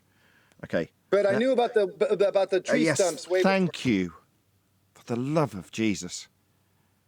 Do I need to say it again? I'm sure he'll interrupt again. The second I start getting into saying anything substantive. Okay, so yeah, about 7 years ago, off the back of a friendship with Martin Leake, a mate of mine, yeah, Arwin and I got to discussing this subject and looking at it in the first instances. And then David Weiss held a round table before anybody really knew who Dave Weiss was, before we called him the boss, you know, all that sort of stuff. He held a round table with all some of the key players discussing this very aspect of it under a video called Is There No Forests on a Flat Earth? Which came out about 5.5 years ago. Yeah? When this was a very new subject. So, I mean, again, this isn't an unfamiliar subject to us, and it is an interesting speculation, but Adam summarised it beautifully earlier. It's still just a bit of a stretch. Now, when you got me yelling at you in an overdramatic fashion, as amusing as it might have been for my audience, there was some sincerity to what I was saying, which is to say, what you do genuinely just have is a lot of baseless assertions, because there's nothing to really back it evidentially. I understand there's why you're proof doing that. against it. There's proof against it. Polonium people or polonium rings. Sorry. Yeah, okay, Alwyn. You are right, and I'm not go decrying what you say either about polonium in that regard. You are correct. I just don't want it to span into polonium people. I don't want that to happen again now. Well, I understand. I just wanted to add into somebody who doesn't, as somebody who's kind of on the outside, I don't really get into this Tartarea or this type of thing, right? So when I'm listening to you, and when you say mountains are melted buildings, to me, as somebody, let's just say I'm out the outside, what I hear is every mountain is a melted building, right? Now, we know people... Say that again? It blows you away when you first realize it because you realize you're surrounded by it. Yeah.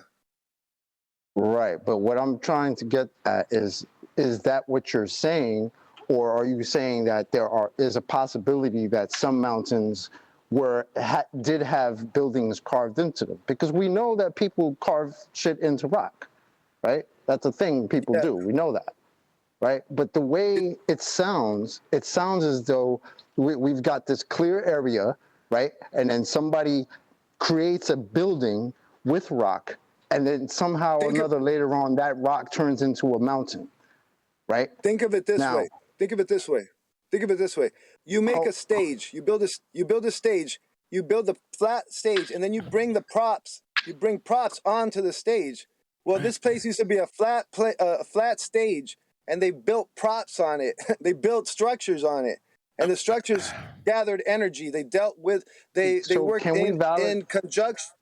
They worked in conjunction with the physics of the torus. Ultra, could you answer his question? Because you're not answering his question. Are you saying his question is? You're saying all the mountains were structures? Saying this place used to be, it was complete. Like where I live in Riverside. All around me, there's these hills. They have yes or no question. I'm answering it, man. Is yes or no? All mountains are structured. Yes or no? But I'm trying to give you a little bit more on it. No. I'm surrounded by. You want to give me a long monologue, and we want a quick answer. I don't talk long. I make my points quick. I just want a quick answer. Yes or no? Yes. Sorry, no, that's unreasonable. I just want to thank Ultraviolet for his supreme consistency. Yeah, even the big ones, especially the big, like Big Bear Mountain was a pyramid before. I want you guys to know that. You won't believe me, but can I ask a question now? Yes, go on. Hold on, Sasha, go ahead. Where we have, I know Chocolate's in the middle of something. I'm sorry. Just let me clear the airwaves, Sasha. Hold on, Sasha. I'm sorry. Chocolate, I haven't forgotten you. Yes, we will get back to you. Go ahead, Sasha. All good. We had, you said pyramids, buildings, everything. Where rivers coming from? That's a very interesting point. They had irrigation systems built into it. They took water from the lower table, and now those irrigation systems are what we call. Now those irrigation systems are what we call waterfall. Hold up, man! God damn it! Now they're called waterfalls. Sasha, you've got to let him answer. You asked him. Like Niagara Falls. Niagara Falls was what they used to be buildings. God damn it! Great. I have another leading question. Okay, great. That means why now in this world we have the source of the rivers in mountains? Because of what I just told you. They built the irrigation system into the structure, so it took water from the lower table. That is melting buildings. You know how water came up from the lower table. It was built on the structure. If you watch a movie on Netflix right now called I Am Mother, watch that movie, and it's going to show you exactly what I'm talking about. They put it in the movies. They don't put that the mountains are melted buildings, but they put the destruction of the ancient world in movies all the time. Man, we have rivers or starting from the mountains, and you are saying the mountains are buildings. That means that all water was on the buildings. It's coming. Yeah, when they built it, they knew about how this plane worked. They were advanced.